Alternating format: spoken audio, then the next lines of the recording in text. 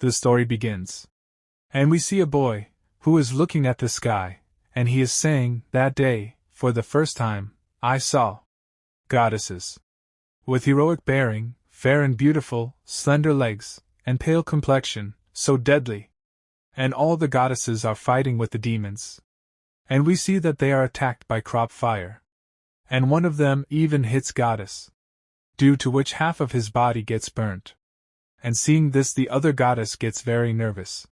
But she barely escapes the crop fire. Then she uses the following shadow and wind talisman, due to which she starts running away from this place. And we see the character in us, who is very scared, and remains silent. At the same time he is trying to escape from this place, and he is saying, damn, even goddesses can't be ogled like this, my first love ended so hastily. When immortals clash, the mortals suffer. Even this, handsome mortal. If it weren't for finding the antidote herb for my buddy Dafxu, I wouldn't have come to this great dragon mountain. Then he tells about himself. My name is Yifan. 3 years ago, I had an accident crossing over to this place while working overtime delivering packages on a rainy night. I was avoiding the attack of Scorpio and Spider. Just don't notice me. Don't notice me. I don't have any cheats, no standard issue system, and no innate talent for cultivation. I was taken in by an old man from a medicine shop, following him to gather herbs and treat illnesses, barely scraping by. And Yifan is remembering what the old man told him. This hairstyle is somewhat similar to my family's doge. And at that time Yifan was thinking, how do I look like a dog? Then Yifan further says others crossing over would slash through life and death with a single blade, stepping through the gate of right and wrong, instantly becoming the master of the world. While I, Big Brother Spider, I was wrong, don't shoot. And Yifan is dodging all the attacks of the spider, and while running away he is saying, I'm just a transmigrator, show some mercy. But Yifan starts falling down the mountain, and he's falling into a ditch, and he's saying, damn. There's a cliff here. Ah. Why am I so unlucky? And he falls into a hole, and he slowly opens his eyes. And we see that he is hanging down with the help of a branch. And he is saying, where am I? Huh? I'm not dead? Then as soon as Yifan looks ahead, he sees some flowers. And looking at them Yifan is saying, what is this? Mountain mandalas? With these few small flowers, I can make a detoxification pill, to temporarily suppress Dafxu's corpse poison. And Yifan is very happy. But then someone from behind says to Yifan, young master, do you smell really good? And Yifan gets very nervous after hearing that lady's voice, and he retreats. And Yifan is asking, who are you? And we see that there is a very beautiful lady in front of Yifan, who is smiling. And she is saying, you've barged into someone's home, yet for a young man, you're quite handsome. I'm already quite attracted to you. And Yifan starts feeling shy after seeing that young lady, and says to that lady, why young lady is also quite beautiful. At the same time Yifan is thinking, seriously? Actually found such beauty in this gorge? Today's going to be a lucky day. And then we see that tongue comes out of that lady's mouth, and she says to Yifan, so, would you be willing to let me consume you? And we see that, although she is not a young lady, she is a young dame. Who wants to eat Yifan? But Yifan attacks that dam with Hoing, and tells him, mighty Hoing dragon. And we see that the condition of that dam only gets worse. And she is saying to Yifan, ah, how dare you hit me?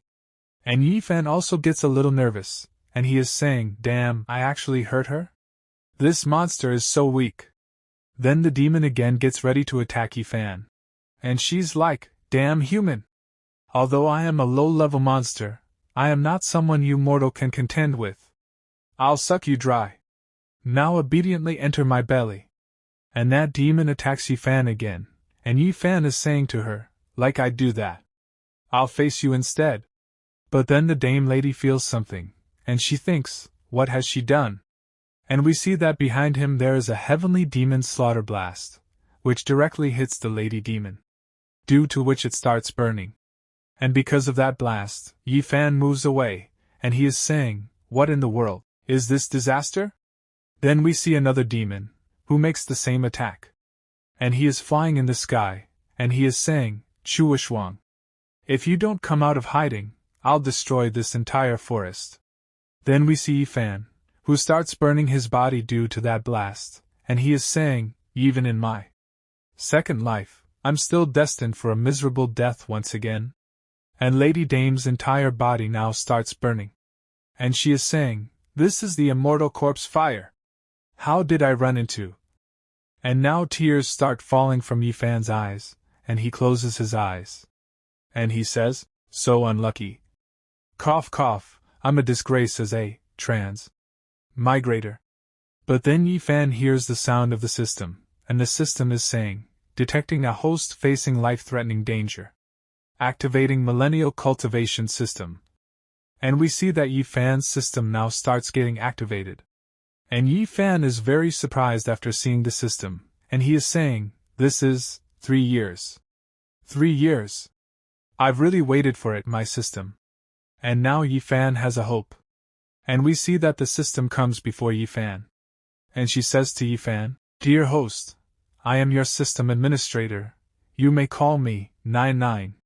And Yifan is a little surprised to see the form of the system. Then the system shows Yifan's profile, and tells him, right now, you're at the blood-nurturing initial stage. This system stores 999 billion years of cultivation for you. As the host, you can unseal it any time if needed, but... And Yifan gets very shocked after listening to the system, and he says, 999 billion years? Then wouldn't I am invincible? Dominating everything, sweeping everything away, then I'd be invincible at will, with 999 billion years of invincible cultivation. Can I punch through this world of cultivation? And Yifan is becoming very happy. And the system is looking at Yifan, and she is thinking, there might be some side effects if bodily functions exceed physical strength. It seems the host isn't interested in my advice, so good luck to you, host. Then she says to Yifan, it should be possible. I look forward to being of use to you, host.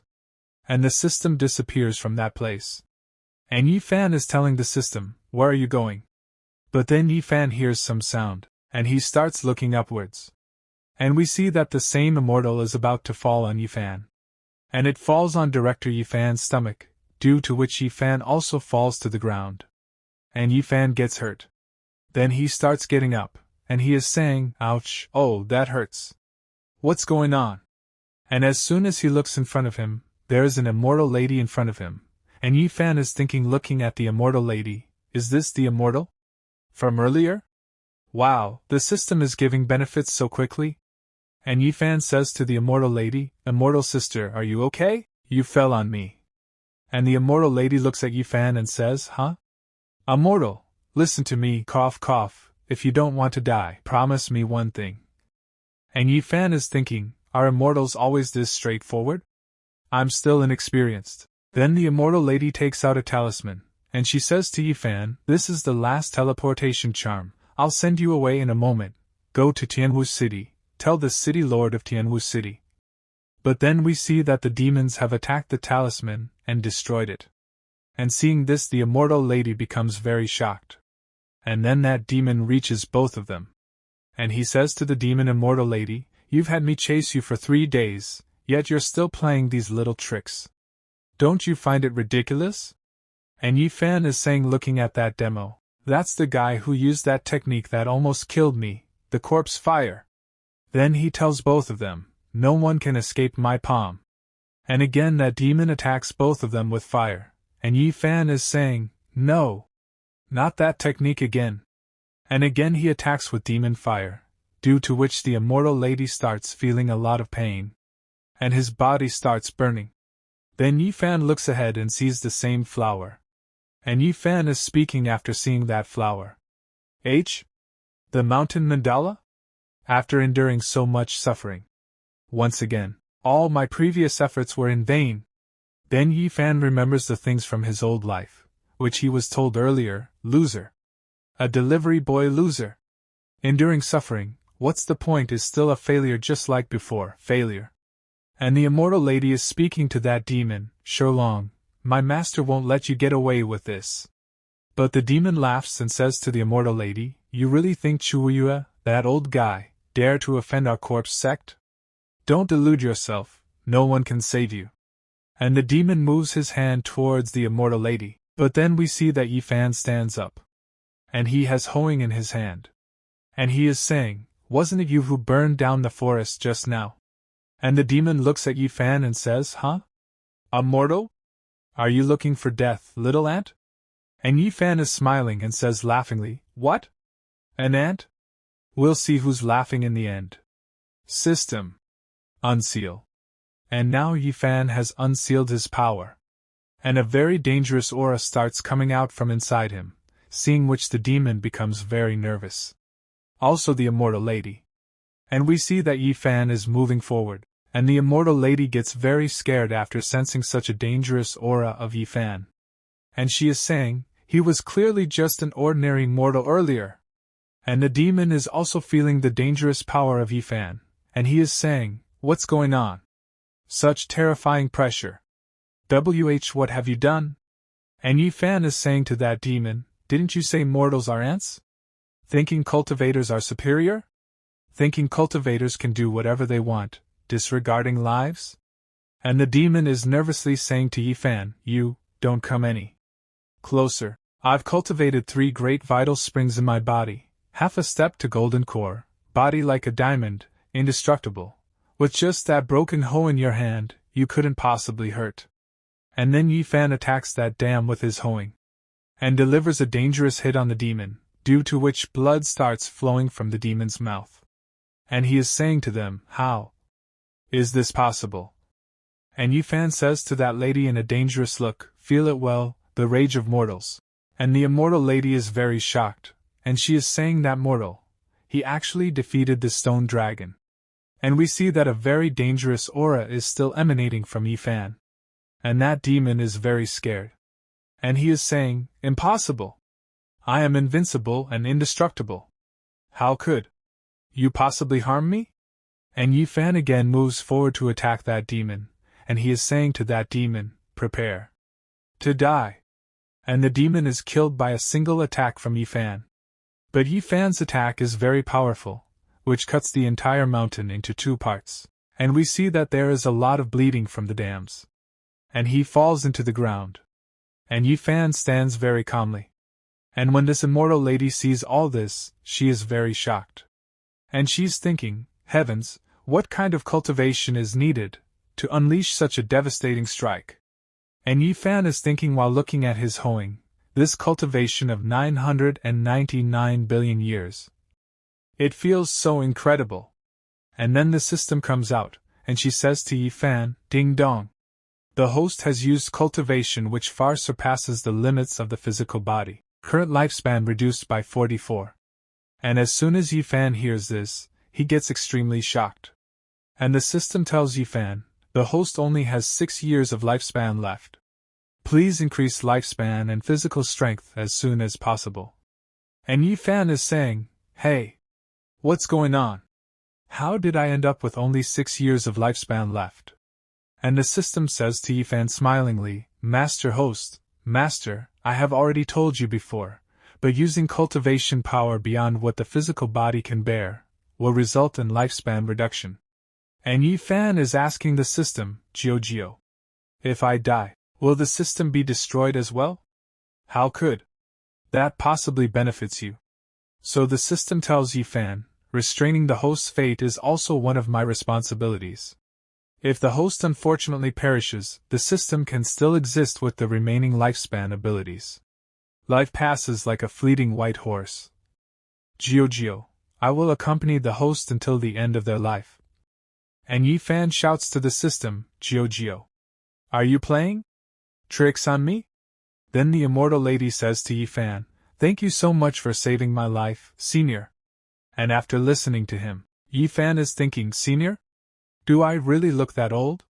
Never mind, now is not the time to think about this. I need to find a way to extend my lifespan. Then the immortal lady says to Yifan, Senior, the stone dragon chased me for 3 days and nights because of this treasure. Thanks for your help. Wushuang is here, and I am willing to offer it to seniors. But Yifan refuses and says no need. Keep this sword to yourself. And hearing this, the immortal lady becomes happy, and she is thinking, is the treasure guarded with my life not worthy in a senior's eyes? But Yifan gets close to the immortal lady and says to her, wait, do you have any longevity pills or medicines? And the immortal lady says to Yifan, senior, unfortunately, I don't have any. And hearing this, Yifan starts leaving from here, and he is saying, that's alright, you can go. I need some time alone to think. But then the immortal lady stops Yifan and says, senior, I still have 5 grade 3 jade toad pills. They have detoxifying and healing effects. Can it be of any help to you? And hearing this, Yifan becomes happy, and he says, this is useful. After this, the scene shifts. Somewhere deep in the Great Dragon Mountain Canyon, we see that a strange clock is running, and looking at that clock, some dames are saying, the compassionate bell is ringing. And the other dame says, the imperial palace of the compassionate immortal emperor has appeared. Then we see another dame, who is speaking, that seems to be in the direction where the Great Dragon Mountain is situated. And the old dame says, so the imperial palace of the compassionate immortal emperor is hidden within the Great Dragon Mountain. And then another demon points towards the clock and says, the immortal emperor's inheritance. It must not fall into the hands of other sects. All disciples, hurry to the immortal. But then someone attacks the demon and kills him. And a very big and dangerous demon comes to that place, and he is saying, what's with the commotion when I haven't even started speaking yet? Hey there! Have we arrived at the Great Dragon Mountain? And the other demon says, yes, Elder, sure, the Great Dragon Mountain is just ahead. And Elder Demon is saying, Longer's life token shattered, and his soul dispersed in the Great Dragon Mountain. Whoever harmed Longer, swear I will pulverize them thoroughly. Let's go. Descend the Great Dragon Mountain, and after this the scene shifts and we see, daybreak, Tianwu City. And Yifan has come to his house, and he is looking for someone. And then we see a demon who is looking at Yifan only. And as soon as Yifan hears the sound of that zombie, he looks back. And we see that the zombie is very hungry, and he attacks Yifan. But then someone comes in front of Yifan and tells him to quickly move away from here. And the man attacks the zombie, due to which the zombie falls down. And Yifan looks at that man and says, Su. Uncle Su. Why did you come here? And Uncle tells Yifan, Daifu is about to turn into a zombie. Don't let him bite you. Then Daifu attacks Yifan again, but Yifan throws the medicine inside Daifu's mouth, and he says, Daifu, wake up. Ha! Take this medicine. And as soon as the medicine goes inside Daifu's mouth, there is a huge explosion. Then when the dust clears, we see that Daifu has recovered. But his clothes are torn. And he is saying, Where is this?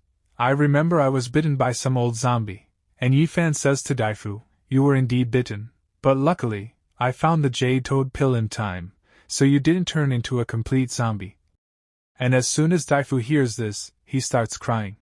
And he is saying, Shirya, you used the jade toad pill for me? You're rich now, bro. And Daifu moves forward to hug Yifan, but Yifan kicks Daifu and says to him, Hey, what are you doing? Don't come at me naked. Get lost. Then the system also starts beeping. And Yifan is thinking? What's this system prompt? And the system sees Daifu's status, and tells Yifan, Hey there. That's right. This is an additional function of the system. As long as there are cultivators near the host, the system will automatically scan and display their information. Of course you can choose to disable this function, host master. And Yifan says to the system, Why disable it? It's a divine technique. It's perfect for me to see Uncle Su's cultivation. Also the status of System Uncle is also visible. And seeing Uncle's status, Yifan is thinking, Wow, you're at the nascent soul stage. I always thought you and your nephew were ordinary people like me. I didn't expect to be surrounded by such hidden talents. But unfortunately for them, I will be the ultimate king who gets to flaunt the most. And in their minds the system and Yifan are laughing loudly.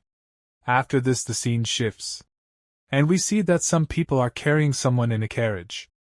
And a very fat granny is sitting inside that carriage. And this granny is, wrong granny, matchmaker, slave trader. And Yifan is saying, huh? Where did the wife come from? And Daifu is saying to Yifan, isn't she the one sitting in that seat? Too boring, Xiaoya. You have strong taste. Then Granny says, haha, your old man told me to find someone to take care of you before he left. Coincidentally, a new batch arrived today. Take a good look. Granny, let choose me first. And we see that Granny has many girls, who are slaves. And Yifan is saying, wrong Granny, I don't want a girl, and I don't plan to get married and have children for now.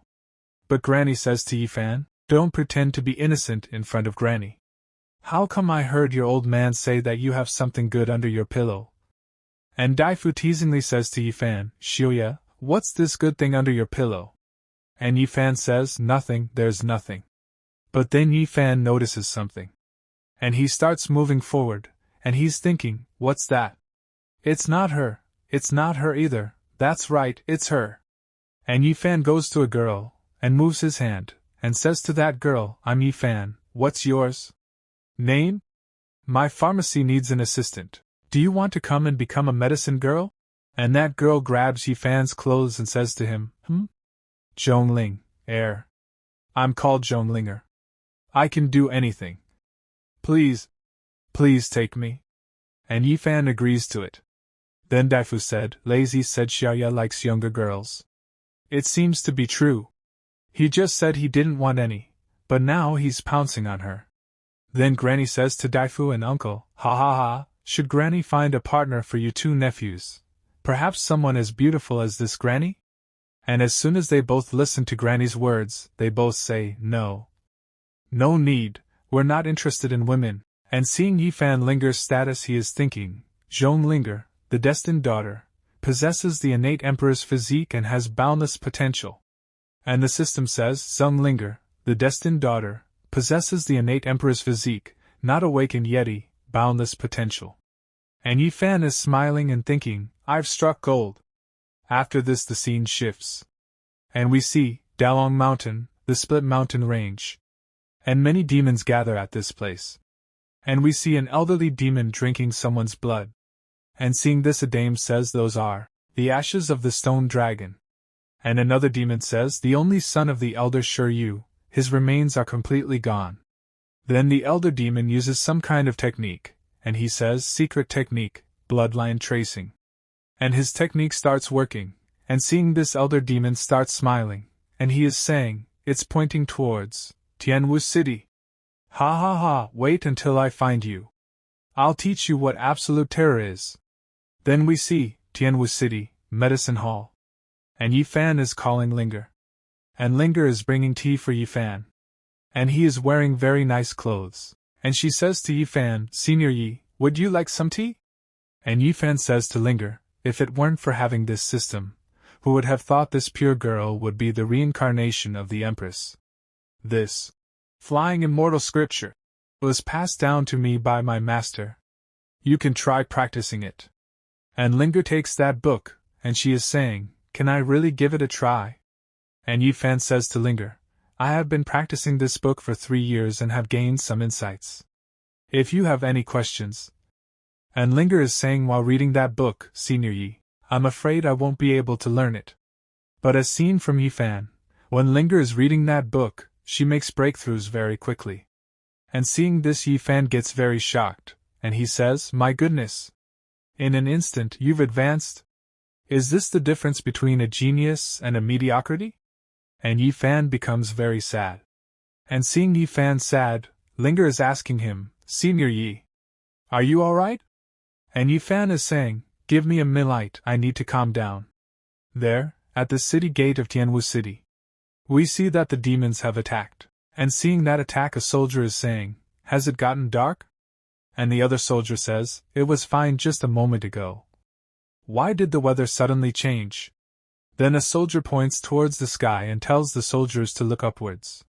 And we see that a purple-colored cloud appears above, and we see that a huge explosion occurs at that place. and because of that attack many soldiers burned to death. And there is a shadow in the sky, which is attacking them. And the soldiers start running away from this place, and they are saying, "Ean beasts." They are Ean beasts of the zombie sect, at the earth level. Oh my, why are there so many of them? An elder demon has done many attacks on the city, and seeing the condition of the city, the elder demon is saying, "The one who killed my son, I know you're hiding in this city. Today, I shall slaughter all here in Tianwu City and commemorate my son to the grave." Then we see Yifan, who has opened his system, and he is sitting comfortably, and he is saying, "Corpse sect. They just won't go away. Looks like I'll have to sacrifice some more of my lifespan." And because of the attack of those demons, all the citizens are very scared.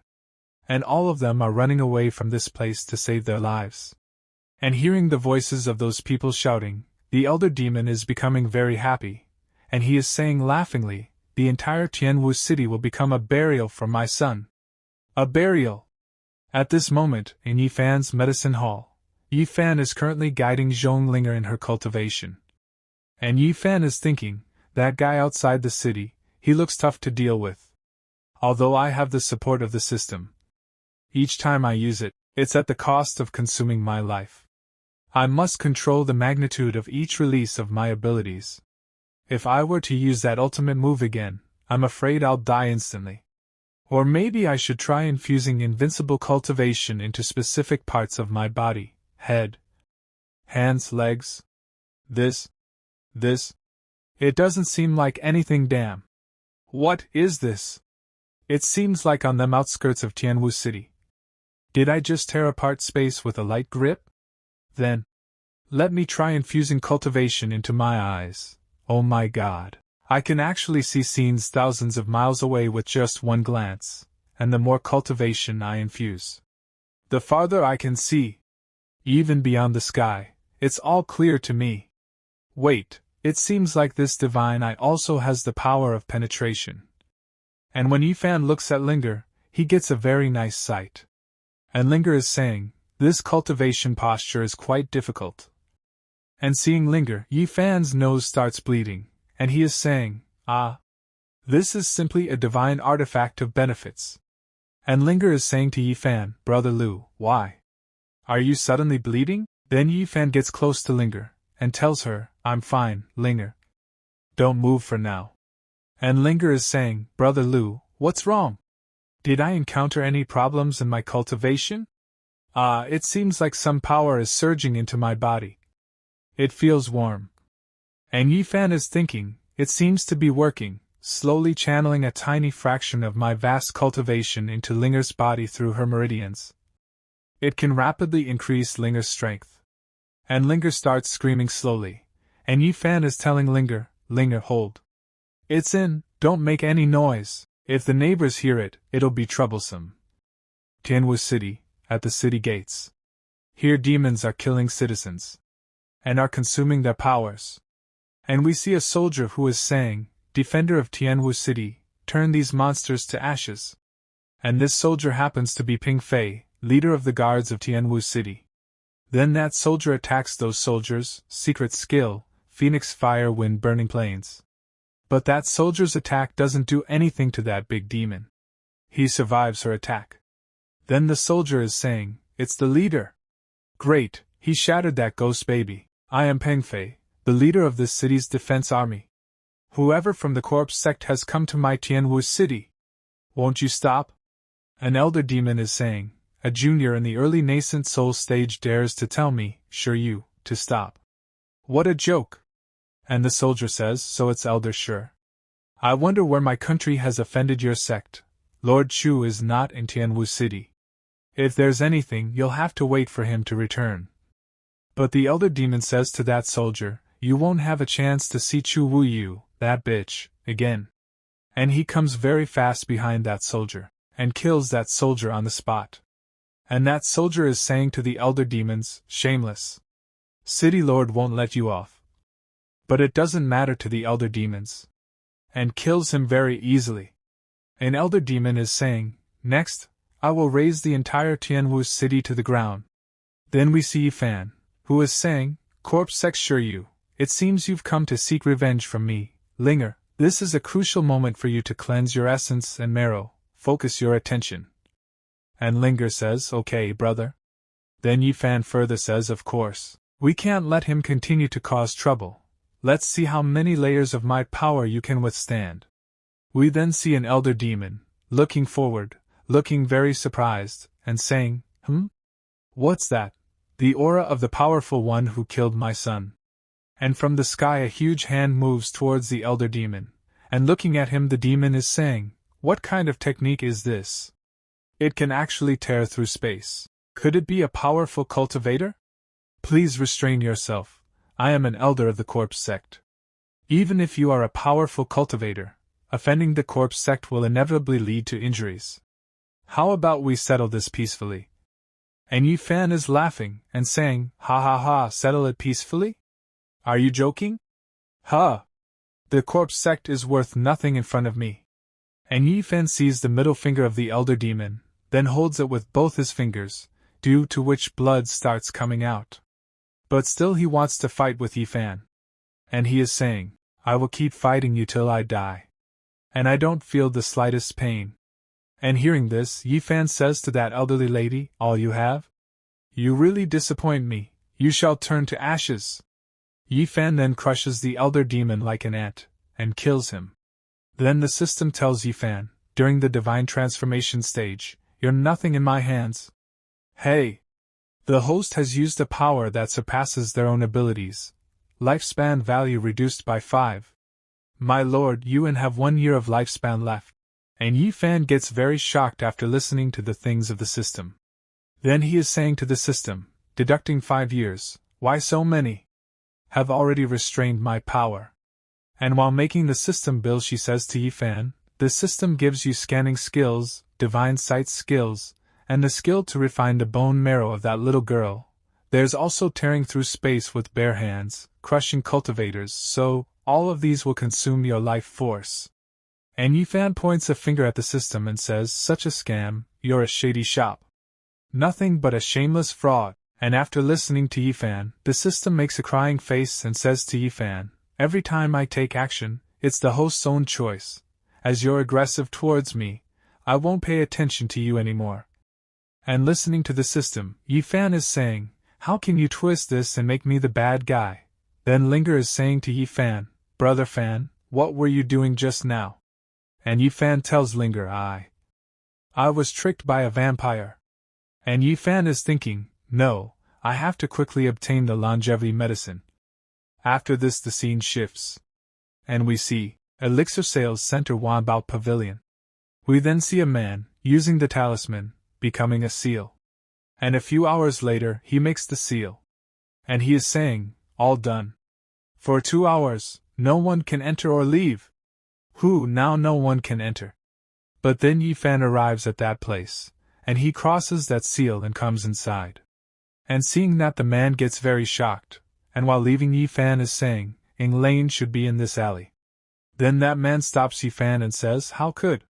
Does an ordinary person without spiritual energy pass through this barrier? This guy. And then the system tells Yifan, warning, warning, there are Foundation establishment cultivators nearby. And Yifan very angrily says to the system, close it, disable the automated scanning function. This scanning system has been deducting my life force all along, hasn't it? And the system says to Yifan, yes, but this system has given you practical enhancements, only taking a little bit of your lifespan, and you still complain. And Yifan starts moving forward stamping his feet, and he is saying, turn it off. Having it run in the background is such a waste. I wouldn't even know if you killed me. And looking at Yifan the man is saying, is this person crazy? Perhaps. The barrier that was just activated hasn't completely isolated the space yet. It should be an internal Wanbao Pavilion. And seeing this place Yifan is saying, wow, this Wanbao Pavilion is really big. I only have 1 year of lifespan left. There is a dazzling array of things here, there should be things that can increase longevity. If not, the next time I take action, it will truly be a matter of life and death. Then we see a beautiful lady, who looking at Yifan is saying, hey customer, would you like to purchase anything? There's 1,000 treasures in the Wanbao Pavilion. I am the branch master of Wanbao Pavilion in Tianwu City, Wan Honging. Whatever you want to ask, I'll answer. And as soon as Yifan looks at that beautiful lady, he is thinking, your figure is quite impressive. Also Yifan starts bleeding from his nose. Then he says to that lady, yes, do you have any cultivation techniques that can increase lifespan? Longevity pills and longevity medicines will also be enough. And she says to Lady Yifan, young master, the longevity methods related to cultivating immortality are extremely precious and rare. Currently, Wanbao Pavilion does not have them for sale. And Yifan gets disappointed after listening to that lady's words. But that lady says, well, personally, I still have longevity pills, 3 of them. I don't know if they will be useful to the young master. And the lady puts the bottle in front, seeing which Yifan becomes very happy, and he says, they will be. How much for a bottle? And the lady is thinking, I didn't expect to make a mistake. So this is just an ordinary person who hasn't even reached the qi refining stage. Then she says to Lady Yifan, longevity medicine is precious. Each one requires 1,000 low-grade spirit stones. And Yifan tells him to the lady, 1,000 low-grade spirit stones, haha, not expensive at all. And listening to that lady, Yifan is thinking, it's ridiculously expensive. I remember that a luxurious mansion in the center of Tianwu City cost only 20 or 30 low-grade spirit stones. What do I do now? Don't have money. Should I say I'll go home and come back with the money later? But then Yifan says to that lady, Master Wan, how about we make a deal? And after listening to Yifan, that lady is asking Yifan, what kind of deal? At the same time she is thinking, what can this little ordinary person trade with me? So Yifan says to that lady, give me 3 longevity pills in exchange for my help. For protecting the Wanbao Pavilion once. And after listening to Yifan, the lady starts laughing and says, protection? Ha ha ha, that's interesting, no need. No one dares to make a move against our Wanbao Pavilion. But then something starts happening at that place. And some people are saying, ha ha ha, destroy the Black Wind Bandits. You pigs of Wanbao Pavilion, hand over all the spirit stones, pills, weapons, and manuals. And seeing this the lady becomes very surprised, and the same man comes to that place, who had stopped Yifan earlier. And we see that soldiers are moving forward to stop those people, and those soldiers are saying, who are you? People? How dare you come to Wan? But we see that he also has a companion at that place, who is very powerful, and that man says, kill them. All, leave no one alive. And they killed those soldiers very easily. Then the lady is speaking to them, 3 Foundation establishment cultivators dare to rob our Wanbao Pavilion? And the muscular man gets very angry after listening to the lady, and he says, ha ha ha, stop pretending, Wan Honging. We know long ago that the 2 elders guarding the Wanbao Pavilion went to Dalong Mountain to seek an opportunity for immortality. Now, there's only you here. Ha ha ha, the 3 of us have you figured out. And the lady is telling them, looks like you planned it in advance. But you really think that I, Wan Honging, am an easy target? And that man is telling them, be careful, there's ancient smoke. But then the lady first attacks this man. And she throws him away with a kick. Then she moves towards the other man, and throws the milk at him by kicking him too. Then she quickly follows the muscular man. And she is going to attack him, and that too one of them dies. But we see that it does not make any difference to that man, and he is saying, ladies Wan.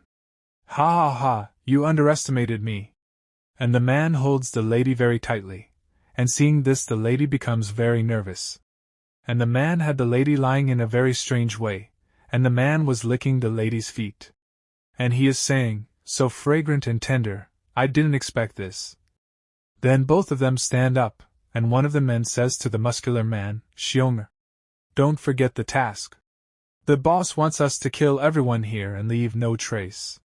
So the muscular guy says, understood. I'll take care of it quickly. But then Yifan says to the lady, hey, shopkeeper. Do you remember the deal I mentioned earlier? 3 longevity pills in exchange for me protecting the Wanbao Pavilion once. Are you interested now? So looking at the situation, the lady says to Yifan, if you can truly protect Wanbao Pavilion, not to mention 3 longevity pills, even 300 pills wouldn't be a problem. And Yifan becomes happy after hearing this and he says, alright then, this task. Yifan, we'll take it. And the system also comes out, and she is saying happily, the time for reaping has come again. And Yifan is saying nervously, I only have 1 year left to live.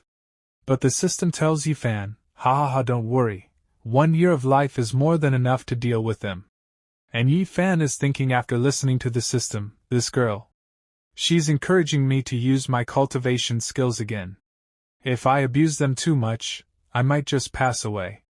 Then Yifan says to the system, you talk like I can just raise a finger and kill them with it. And the muscular man is saying, after all, you made a fool of yourself, bitch. Du Yenge, you take care of him. And the other man says, no problem, I'll take care of him easily with this. Ha. And both of them together move forward to attack Yifan, and both of them are arrogant. Little brat. Suffer. Scream. And at last, perish. And both of them together attack Yifan. And we see that Yifan is looking completely like a mummy. And the muscular man is laughing after seeing this thing, and he is saying, you've lost all hope, you prick. You're in pieces. And the lady is saying, what is he doing? This kid. What is he trying to prove? Why? Then we see that Yifan breaks their attack, and comes out very easily. And he is saying to them, I've thought of it, a way to deal with you. I'll just use Master Wan's pipe. And a man is again moving to attack Yifan, and he is saying, the fuck? This guy was actually able to break free. Again. I won't underestimate you this time. And Yifan is saying, what's wrong with you? Why won't you die? Get a taste of this.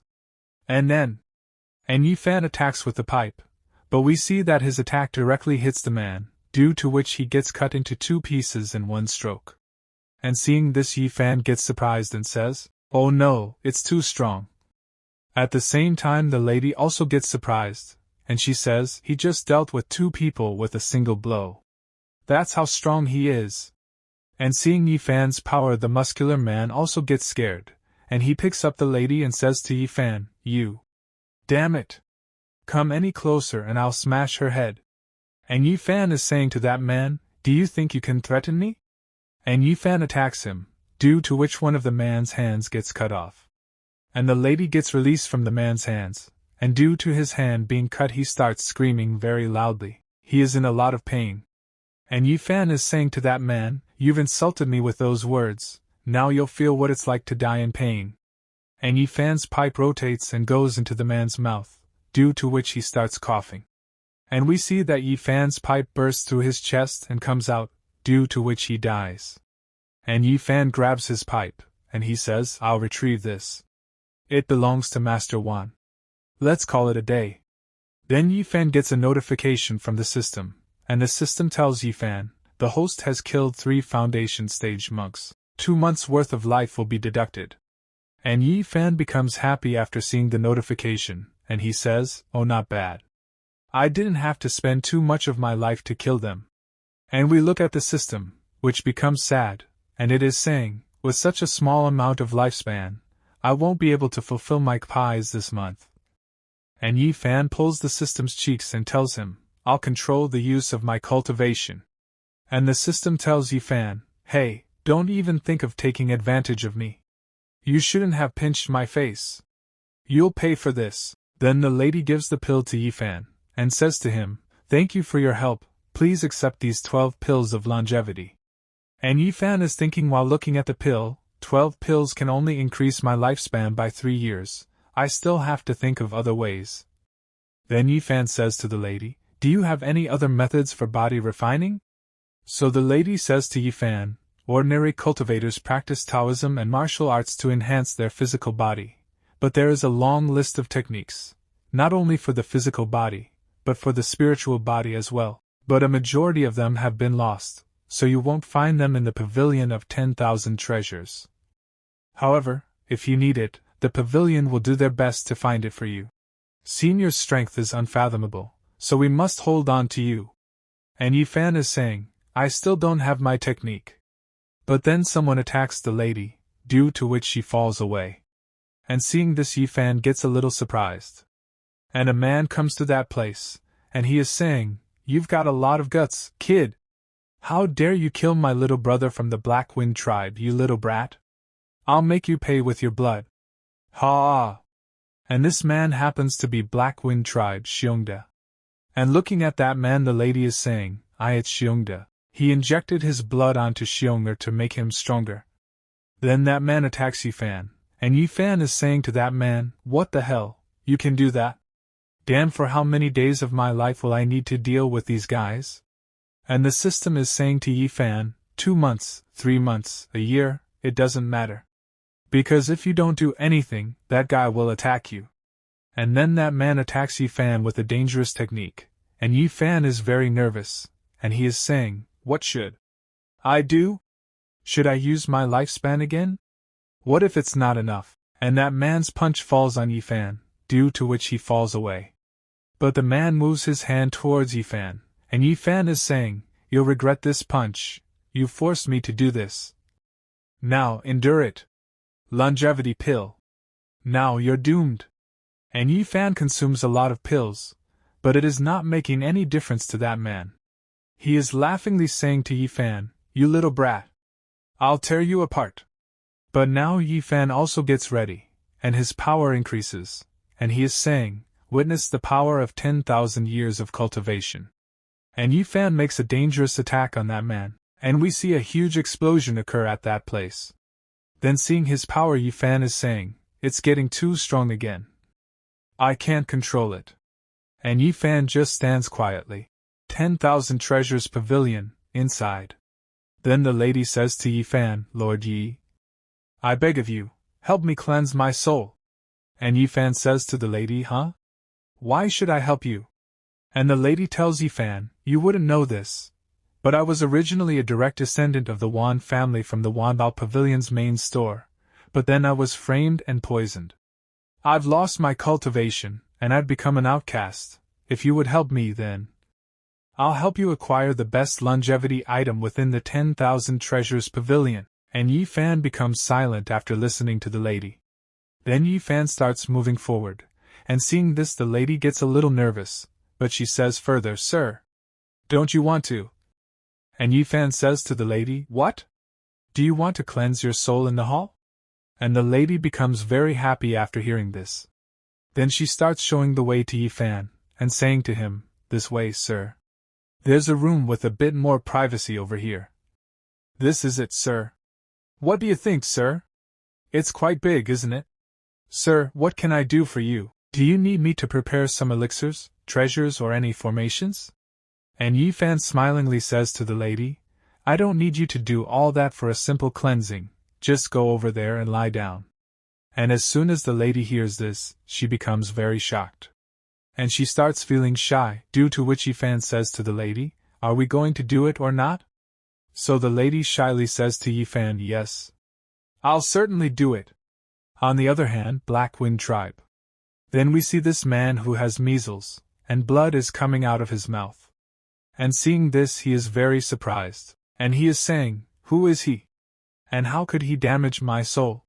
He looks like a kid. No, that can't be, he was using a secret technique. If that's his true power, he'll crush me. For him, it'd be like crushing an ant. What should I do? And then a magician comes to that place, and the magician says to the man, Master, you look distraught. Did you find a strong enemy? So the man says, Yes, he was powerful indeed. Do you have of any countermeasures in place? And the magician says, Master, have you forgotten our treasure? The one that killed 72 members of the Zhong family, the heavenly black curse. It can slay your foes before they even realize it. Even the strongest cultivators can't escape from it. And that man becomes very happy, and is laughingly saying, After we defeat him, that red-haired bitch, Wan Hongying, will be mine. Listen up, boys. Prepare the human sacrifices. Capture them. Let's go. Master's orders. Drive these pigs to the altar. On the other side, Yi Fan is doing his work, and the lady is saying, "Sir, is this okay?" And Yifan says to the lady, "Well, it's going to hurt a bit, so bear with me." 100 million system, activate. And Yifan starts treating the lady, due to which the lady starts screaming. And she is saying, "I can feel a fierce energy within my body." Then Yifan's work is completed, and he says to the lady, "So, how's it going? Do you feel better?" And the lady says, "I'm fine." At the same time she is thinking, "Sheesh. I can't believe I made that noise in front of him. How can he be so calm? Eh? The poison that has been building up for so many years has actually dissipated, and then my physics is now actually an incorruptible spirit body. What even the 9th level creation pill couldn't do, this man in front of me did solely with his own hands. How much power does this guy actually have?" Then the lady bows before Yifan and says to him, "Hongying thanks the senior for his help, and also for the incorruptible spirit body." And Yifan says to the lady, "Don't be polite, this is what we had agreed upon. Now that I've taken that poison off you, it's your turn. Farewell." Then Yifan reaches inside the system, and he is saying to the system, "Bastard system. At least let me chill for a few more seconds. Why are you summoning me all of a sudden? What's wrong with you?" And when Yifan looks at the system is crying. And the system tells Yifan, "Host, you idiot. You're dying and you're still just trying to pick up girls." And when Yifan hears this, he gets very shocked, and he says, "What did you say? I'm dying?" And the system tells Yifan, "Some bastard is stealing our pie. You've been cursed. Life expectancy, 730 days under the influence of a spell. 700 days, 660 days, 610 days. And Yifan gets shocked seeing this, and he says, "What's going on?" Then we see that many people are being sacrificed, and the power inside them was going inside that thing. And that man is becoming very happy, because he wants to kill Yifan at any cost. This part starts, and the system is saying to Yifan, "The host is such an idiot. This is the curse of the brother bear whom you defeated. Originally, as a mortal, you would have been cursed to die immediately. But I helped you to hang on to your life. How dare he steal the fate I selected? He must be torn to pieces." And Yifan says to the system, He, how much lifespan do I have left now?" So the system tells Yifan, "This curse speeds up the consumption of lifespan by 100 times. Originally, you had 2 years of lifespan, but now it's only enough for a week." And Yifan gets shocked after hearing the system's words. And the system is telling Yifan, "That's right, you're about to die. Hurry up and think of a way to break the curse." This time we're on the same front line. And the system throws Yifan out of the dimension, and he directly falls on Hongying. And we can see that Hongying is not wearing anything. But Yifan is saying, "Nine. Why doesn't she look where she is throwing me?" And Hongying is feeling very embarrassed. But she is talking to Yifan. "Master, how did you come back?" But Yifan tells Hongying, if there's news about longevity medicine, go directly to Jokong Pharmacy in the south of the city to find me. I have to leave for important matters. So Hongying says to Yifan, "Master, rest assured, Hongying will do everything possible to find longevity for Master." Then Yifan starts using his power, and he disappears from this place. And after this scene the time shifts and we see Black Wind Village. And at this place some people are doing rituals together. And many people are being sacrificed, and due to which a lot of energy is being generated. And we see the leader, who is getting all this done, sacrificing a lot of people. And the leader is laughing loudly and he is saying, "Fortunately, my clone hit that person and left a mark in his soul, making everything go so smoothly. Whether you're a Yuaning true person or a reincarnation of a heavenly god, once you're affected by this curse of the heavens, you can only await death." But then a portal starts opening at that place, and a hand comes out of that portal, which destroys those people's weapons, and the one who does this is Yifan. And he says, "So you've already decided on your own fate." And we see the leader, who is very shocked, and he says to Yifan, "Impossible, how did you detect it? That's a divine object from the Emperor's immortal era."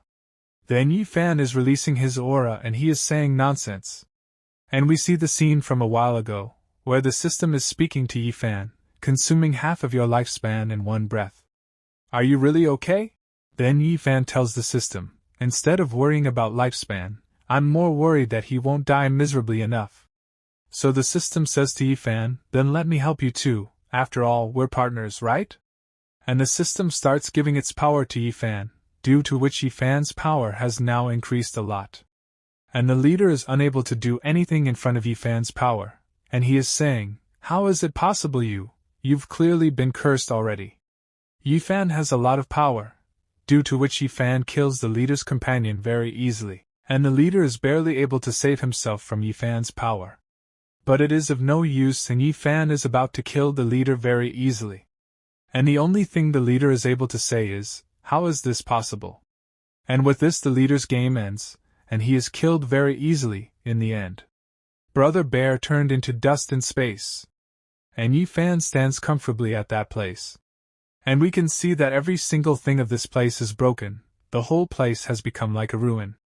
And Yifan gives the middle finger while showing it, he is saying, daring to plot against me, seeking death. But then the system tells Yifan, host, you're celebrating too soon, now your lifespan is still being consumed at a rate of 1 day to 100 times.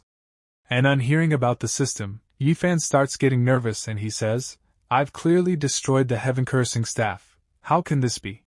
Then the system says to Yifan, it's too late, the curse has already attached to you, destroying this thing is useless.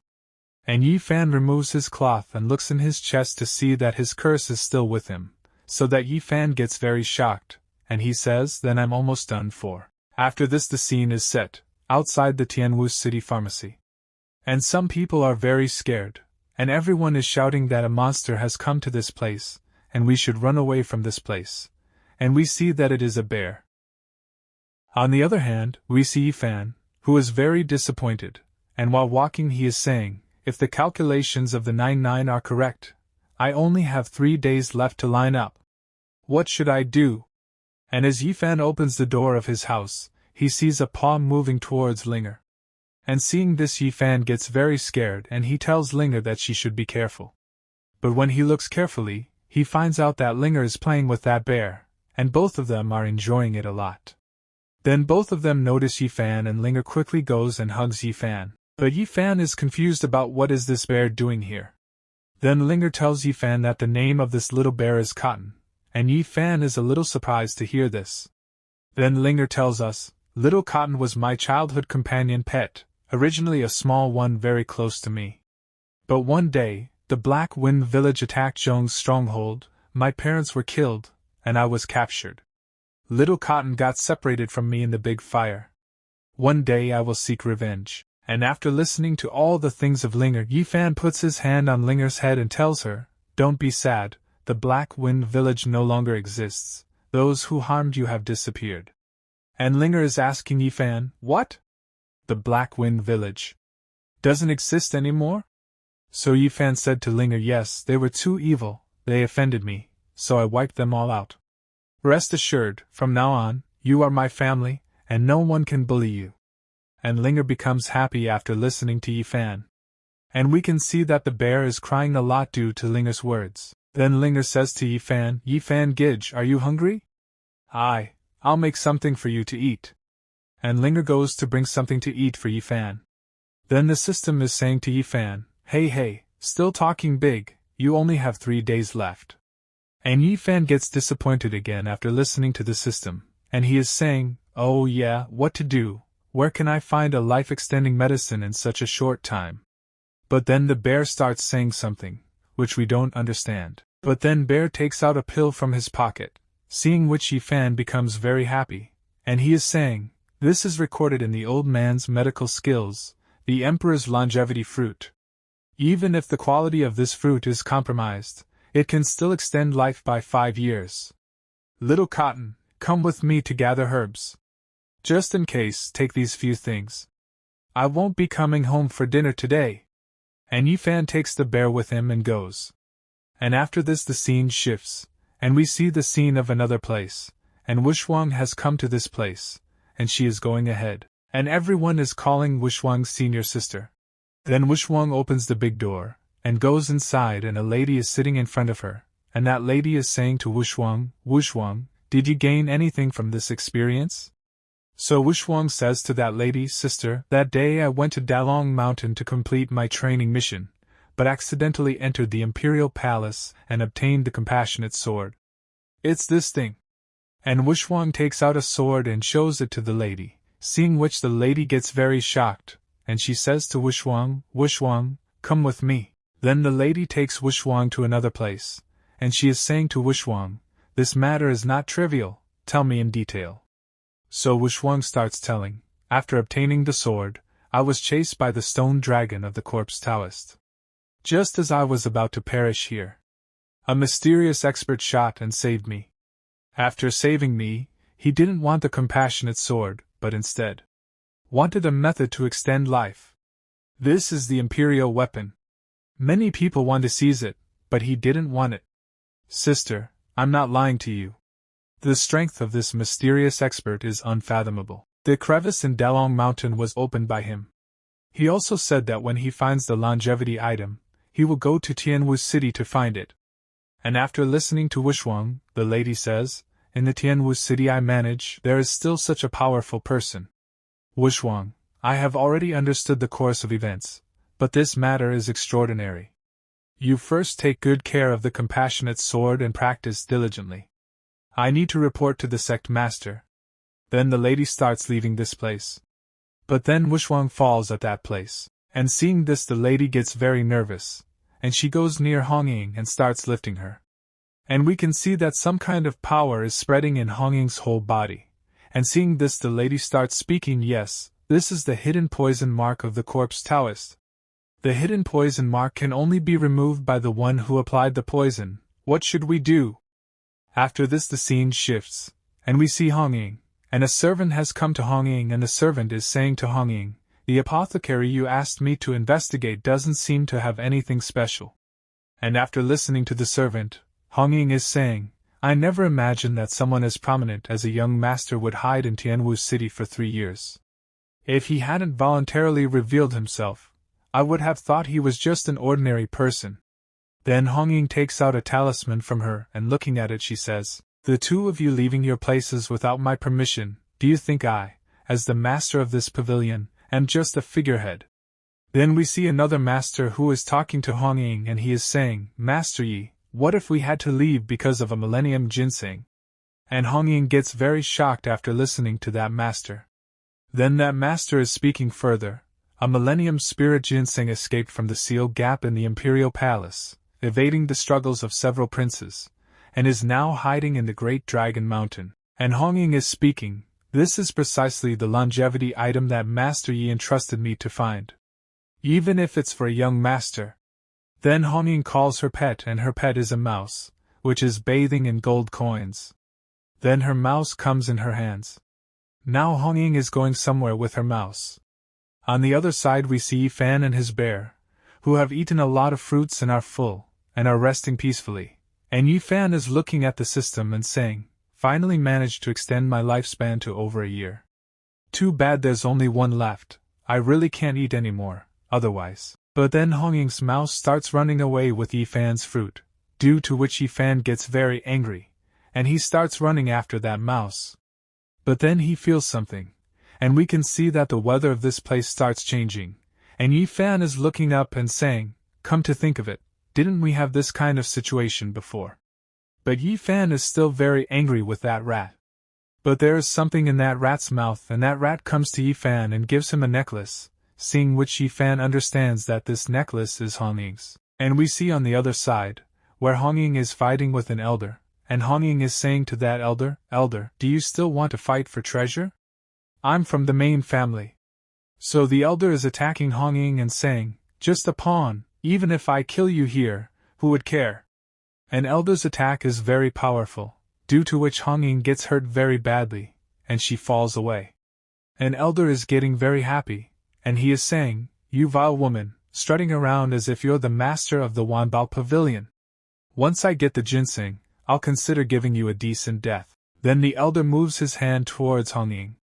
But then the elder notices that Hongying does not have the necklace he is looking for, due to which the elder starts getting very angry. But Hong Ying is getting very happy and she is saying to the elder, "You think you can steal the treasure with just you? Dream on." And after listening to Hong Ying, the elder gets very angry and he is about to attack Hong Ying directly. But then a light shines at that place, and we see that Yi Fan comes in front of Hong Ying. And Yi Fan stops the elder's attack with the necklace given by Hong Ying. And Yi Fan also attacks the elder and hits him. And Hong Ying is very happy to see Yi Fan, and Yi Fan is saying to Hong Ying, "Thanks to this treasure-seeking mouse, I was able to rush over." But Yi Fan is thinking, but it's probably better not to let her know the details. And Hong Ying says to Yi Fan, "Young master, this is the longevity item you were looking for." Then Yi Fan says, "That's settled then. Now watch my performance." But then Yi Fan notices something and we see that someone has attacked Yi Fan. But Yi Fan dodges that attack at the right time.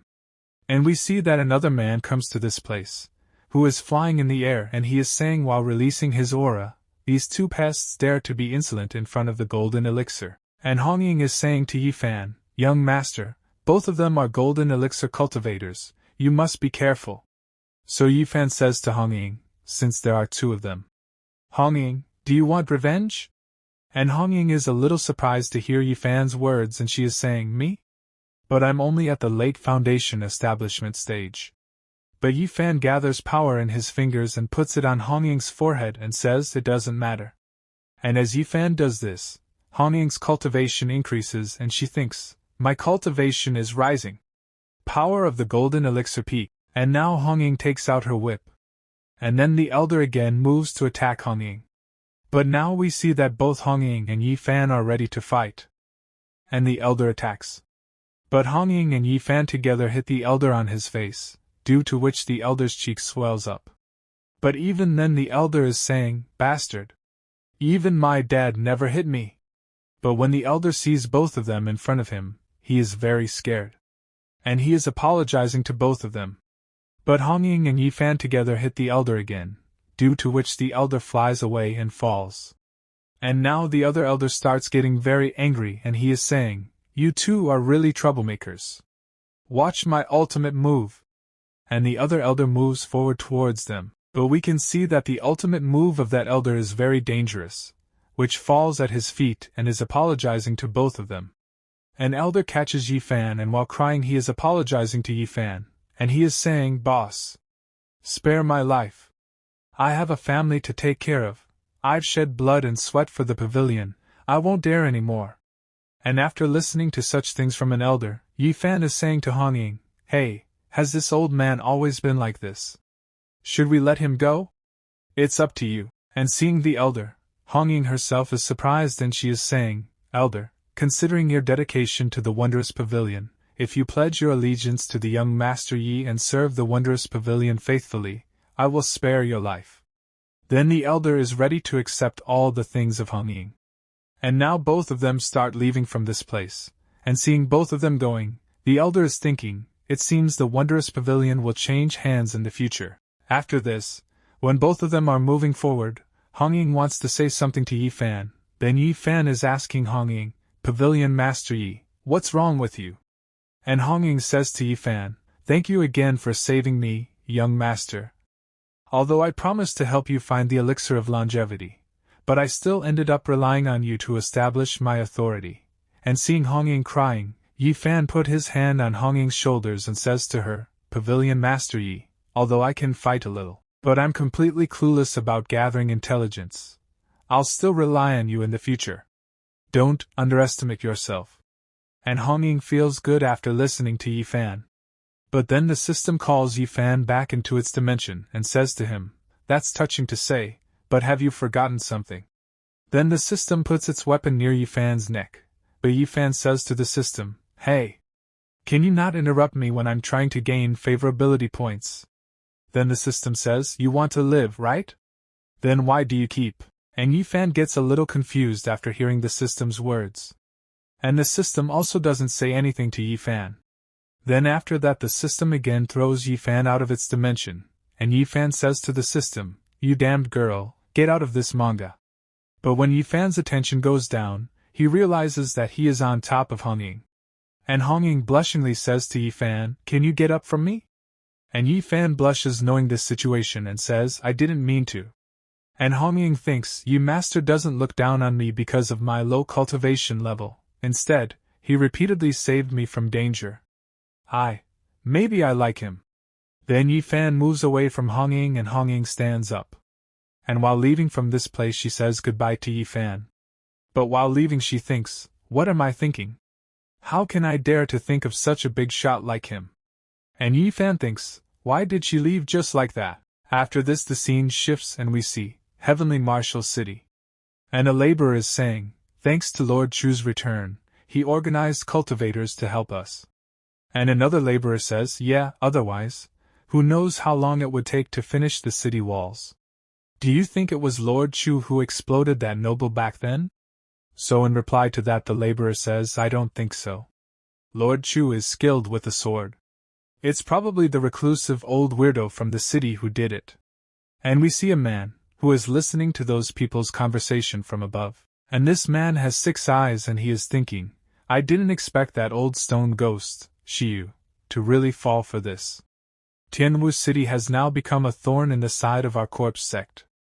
Looks like we'll have to get rid of it." And we can see his shadow, which looks very dangerous. But then this man feels something and he looks at Linger, and looking at Linger he is thinking, is it actually a pure spirit? I didn't expect my luck to be so good. With this girl for alchemy, perhaps I can refine a pure spirit pill. And Linger is going towards her house laughing and singing, but then she notices something and says, "I remember, I closed the door, didn't I? Could it be a thief? Brother Fan, is that you?" And when she goes inside and looks, she sees a shadow, seeing which Linger gets very scared. But we see that it is Yi Fan, and he is telling Linger that I have returned. And seeing Yi Fan, Linger starts crying and going towards Yi Fan. She is saying, "Brother Fan, you scared me. I thought it was a thief." And Linger hugs Yi Fan. And Yi Fan is telling Linger that you need not be afraid. But we can see carefully that it is not Yi Fan. It is the same 6-eyed demon, who is in front of Linger in the form of Yi Fan, outside Tianwu City. And the demon takes Linger to another place.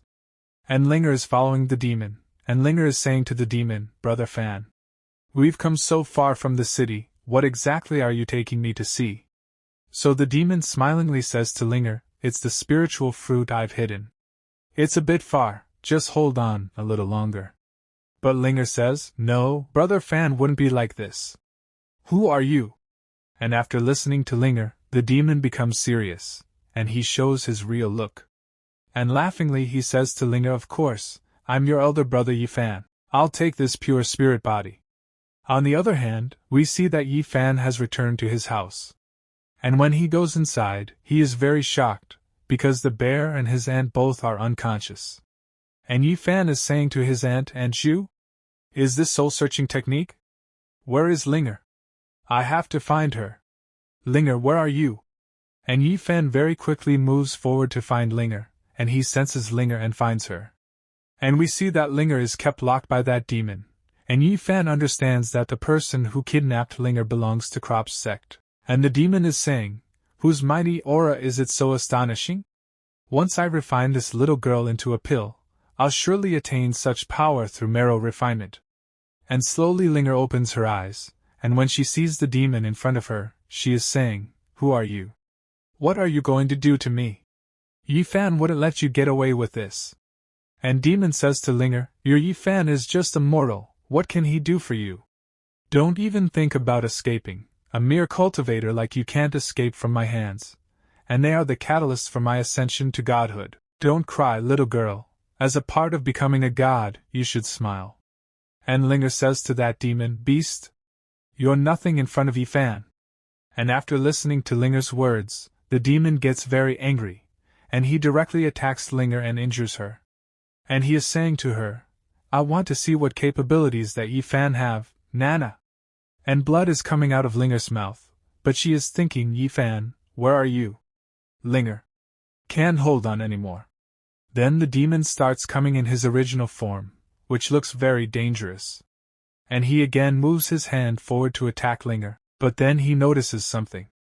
And we see that Yi Fan, who is behind Linger, comes to that place. And seeing Yifan, the demon gets scared and Yifan asks the demon, "Are you the one who killed Yu and Long?" And the demon is saying, "But what does that matter? Yifan doesn't even know if I've captured this little brat. Quietly refining her into a pill, who else would know?" And after listening to the demon, Yifan starts getting very angry. And he starts releasing his intense aura, feeling which the demon gets very scared. And Yifan is staring at him.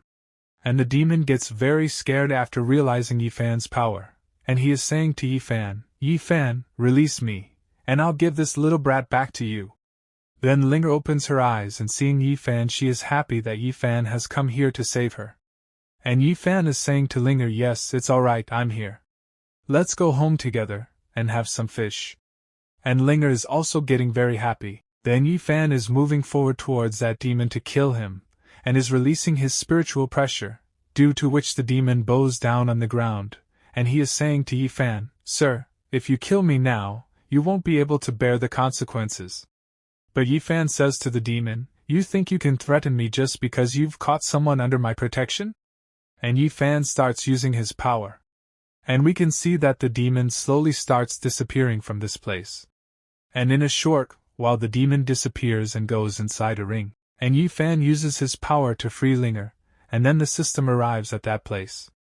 And Yifan gets scared after seeing the system, and the system has his weapon in its hand, and Yifan is saying in a panic, "Do you really need to be so dramatic every time? You little brat, I won't spare you in the future." And Yifan gets very scared. Then he opens his eyes, and he sees that the system is not saying anything to him. Nor is she hitting him, and seeing this Yifan is saying to the system, "So gentle? Your system isn't glitching, is it?" Then the system calls Yifan an idiot, and Yifan gets a little confused on hearing this. 2 days later, we see that someone enters Yifan's house, who comes inside by kicking the door. After this we see that the man has taken Yifan to another place. And the name of this man is Lin Lei, and Lin Lei is speaking to Yifan, "Brother Yi, I never expected this. You've never been to the Lord's Manor. The Lord's Manor is off limits to irrelevant people." Lin Lei, the leader of Tianwu City, along with physician Yifan, seeks an audience with the Lord. This is where physicians wait, and representatives from various immortal sects have all come. And the door opens for both of them. Then when they go inside, they see that many people have come, and seeing them Lin Lei is saying, "Lazy, it's not appropriate for me to be here." But Yifan is stopping Lin Lei, but Lin Lei says to Yifan, "Why not? Remember the last time when I was seriously injured? You used that herb to revive me instantly." "I haven't forgotten."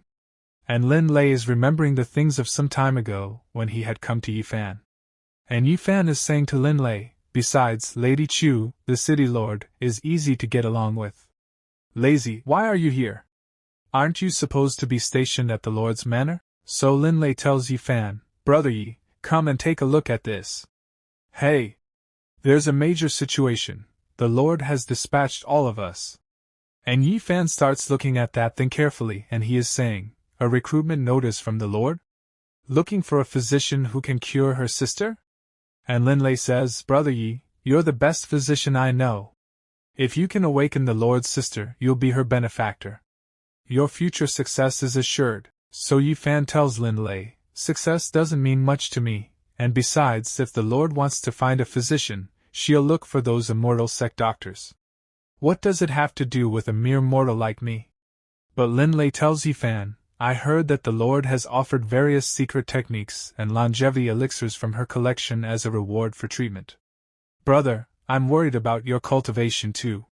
And as soon as Yifan hears about the secret technique, he becomes very happy. And he starts taking Lin Lei with him. And Lin Lei is remembering all these things. After this we see a servant who calls a physician, and we see that an elder is going to cure Wishwang. And seeing that elder, all the people who have come to that place are talking, "Is this the famous Dr. Li from 100 Herbs Valley? I heard he's quite renowned in 100 Herbs Valley. If he can't cure Lady Chu's sister, I think we should pack up and leave." And Yifan is also looking at that elder. After one stick of incense, the elder comes out. He has not been able to cure Wishwang yet. Then Lin Lei is saying to that elder, Dr. Li, even you can't cure her? So the elder tells Lin Lei, the illness of the Lord's sister is not caused by ordinary poison, but a mix of witchcraft, venom, and curse sorcery. I'm helpless. Then the servant calls Yi Fan, and Yi Fan comes inside. And when Yi Fan looks in front, there are two people in front of him, a small child and a lady. And this is the same lady? And looking at the lady, Yi Fan is thinking, is this Lady Chu? Why does she look familiar? But I've never met her before? Then Yi Fan greets the lady and the lady also greets Yi Fan. And Yi Fan is speaking to the lady, hello, Lady Chu. I am Yi Fan, a physician from Tianwu City. And Yi Fan is thinking, this Lady Chu. Why does she seem so familiar? Then that child gets up and looking at Yi Fan says, oh my God. Even a young cultivator remains composed upon seeing us. Such grace. Young man, I admire you greatly. Then the lady tells Yi Fan about that little child. This person is Elder America, the head of the Dan Pavilion of Tianwu Palace. And also my senior brother. He came here specifically to assist the physicians in treating my sister's strange illness. This is my sister, Chu Wushuang. She fell ill suddenly after returning from Mount Longshan to the sect and hasn't awakened since. And Yi Fan is very shocked to see Wushuang and he says, Wushuang? I never expected that since our parting at Mount Longshan, Wushuang would be afflicted with such a strange illness. It's probably related to the necromancer sect. Then the lady says to Yi Fan, Mr. Yi, can you heal her? So Yi Fan says, don't worry, I'll first examine Wushuang's meridians. And Yi Fan is checking Wushuang's pulse. And then a man comes to that place, and looking at that man, little elder is saying, oh, bothersome little ghosts are here. And the lady says to that man, what brings young Master Jin here? So Jin Yang says, upon learning that Wushuang was injured, I rushed here from the Jin family. Lady Chu, how is Wushuang now? And Jin Yang starts coming forward, and the lady is saying while looking at Wushuang, after returning to the sect, my sister suddenly collapsed, and then a demonic pattern spread from her heart, deepening day by day, and she became unconscious. And Jin Yang asks, who is this beside you? So the lady says, he is a physician from the city clinic, Mr. Yi. But Jin Yang says, Lady Chu is overly concerned about her sister, so it's understandable she sought medical help desperately. But how can a mortal physician like Yi Fan, who is still in the blood-nourishing period, cure Wushuang? And we see that Yi Fan gets very serious after seeing Wushuang's condition, and he is thinking, Wushuang's spiritual sea is currently being corroded by an unknown blood qi, consuming her vitality. That's the crux of the matter. It looks very ominous. I suspect it's the work of the necromancer sect. To expend billions of cultivation to help her. And Jin Yang is saying to Yi Fan, what are you staring at Wushuang for? This is none of your business, so get out quickly. And after listening to Jin Yang, Yi Fan says to the lady, Lady Chu, I've almost figured out the cause of her illness. Will you let me try to treat her or not? And Jin Yang is saying to Yi Fan, you, a blood-nourishing stage cultivator, think you can find the cause of Wushuang's illness? Stop embarrassing yourself and get out. And after listening to Jin Yang, Yi Fan is saying to him, since you're so confident, then give it a try. So Jin Yang goes to Wushuang and while checking her pulse, he says, consider yourself fortunate for having some self-awareness.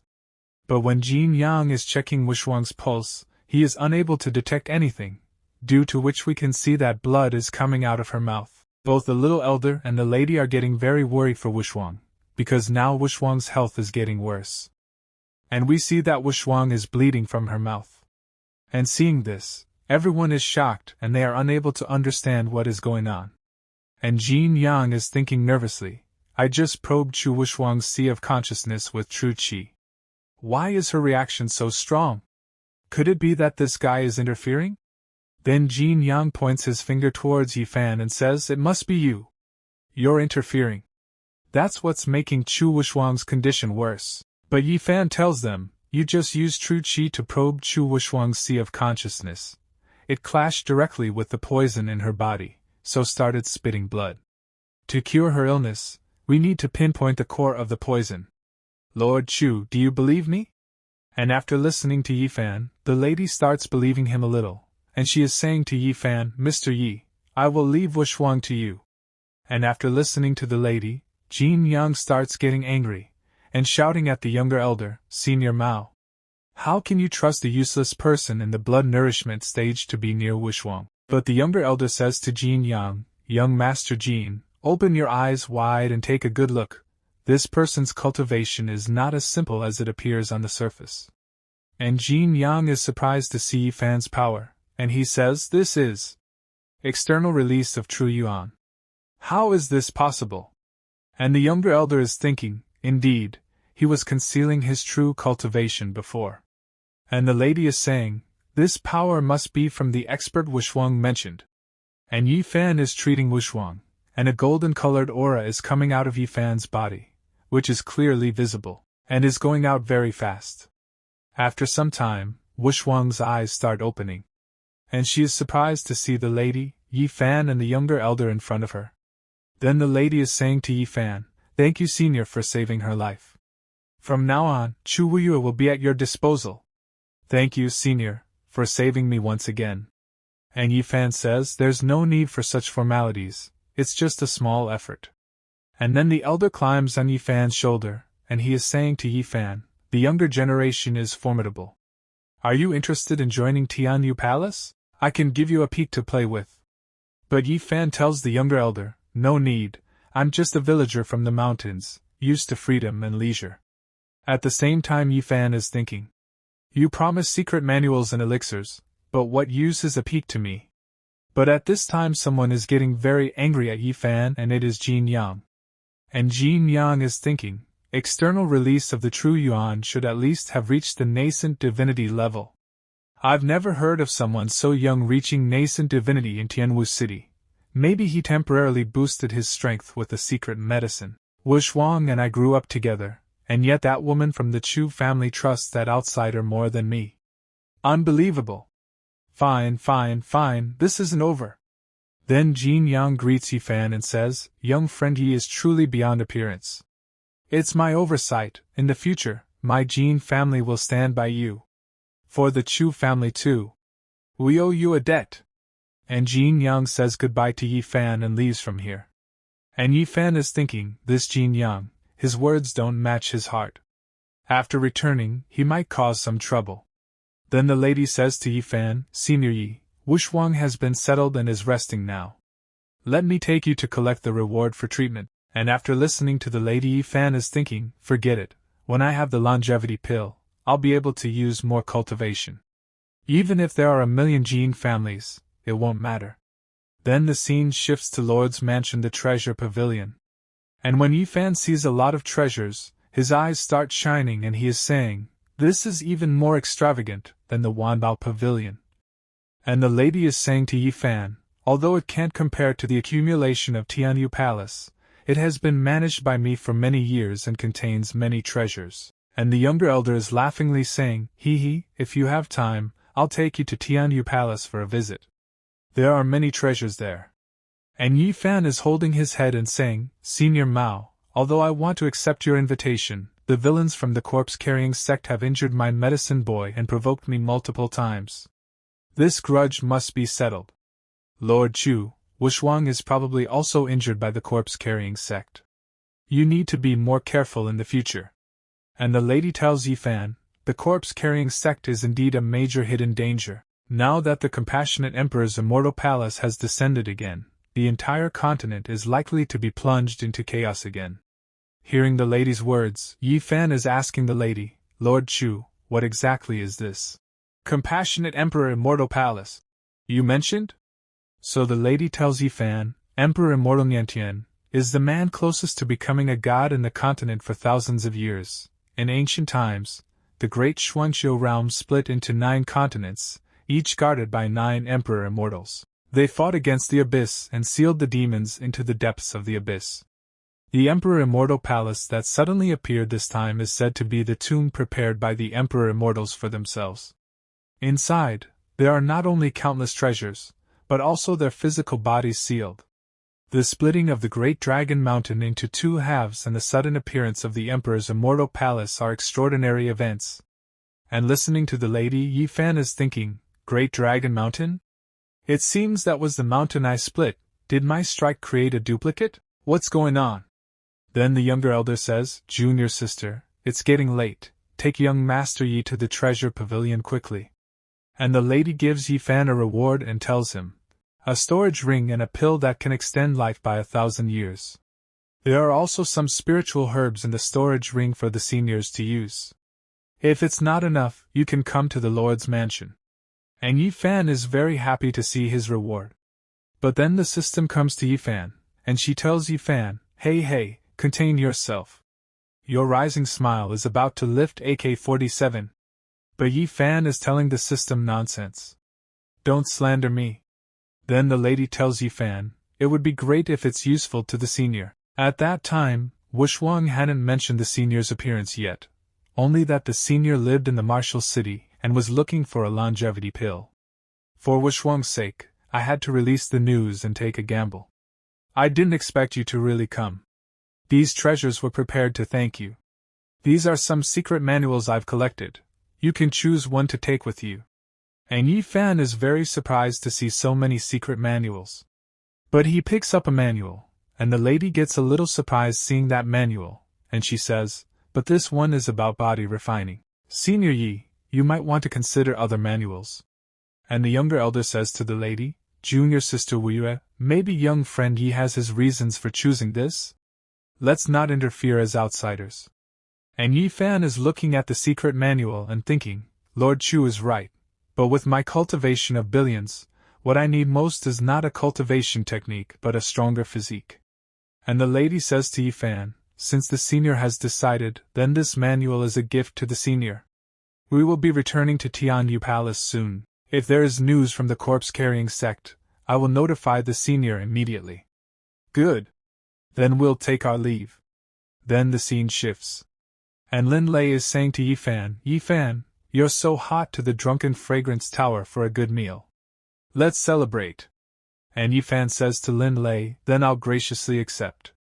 That's when I pointed at Chu's city lord's sister's forehead and used the one yang finger technique. At that moment. But then we see a man behind both of them, who has a dagger in his hand. And that man attacks Yi Fan with the dagger.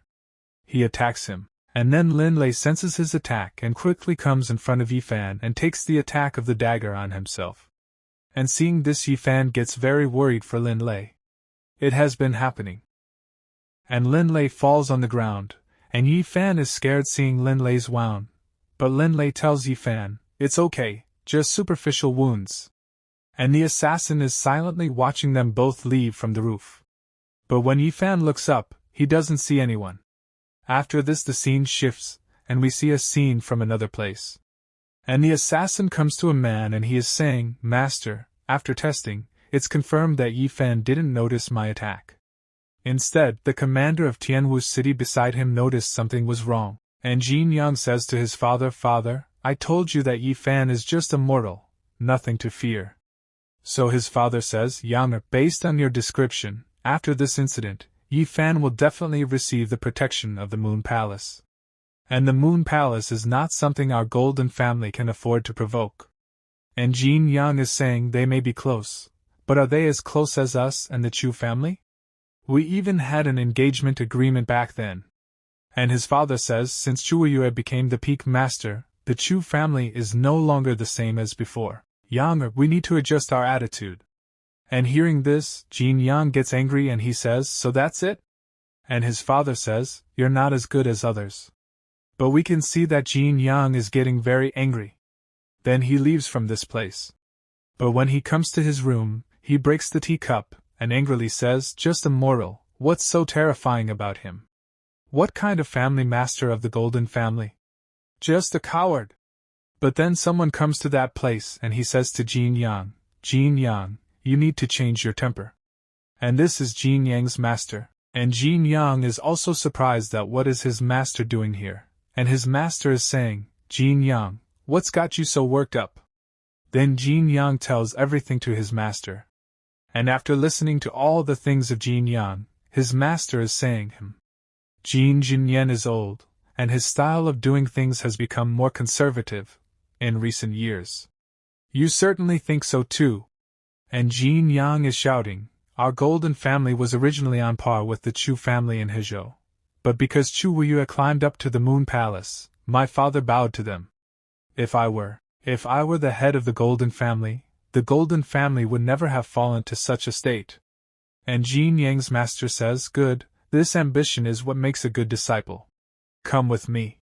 Then the master summons a big serpent using his power, and he says to Jin Yang, good disciple.